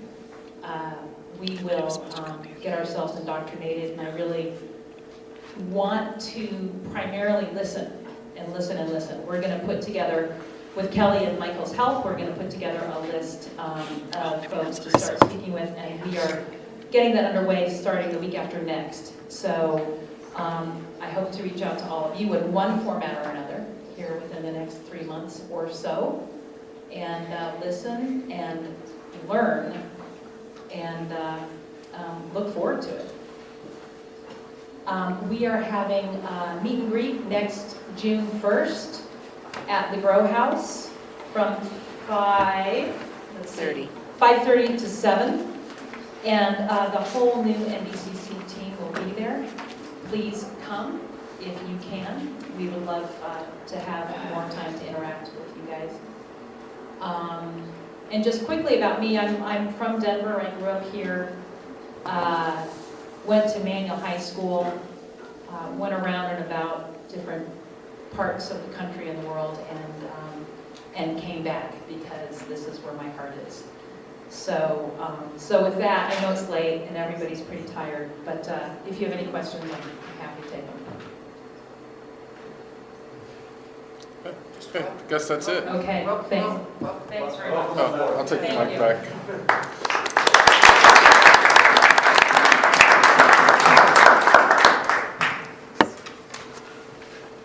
It's always good to have another Thunderbolt, although I didn't start manual. I'm just saying that for Candy's benefit.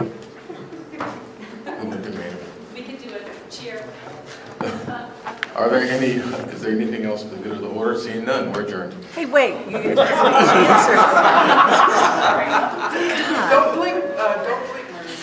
Yeah, Ramrod here. That's how I ran the house. No announcements from anybody? For anything?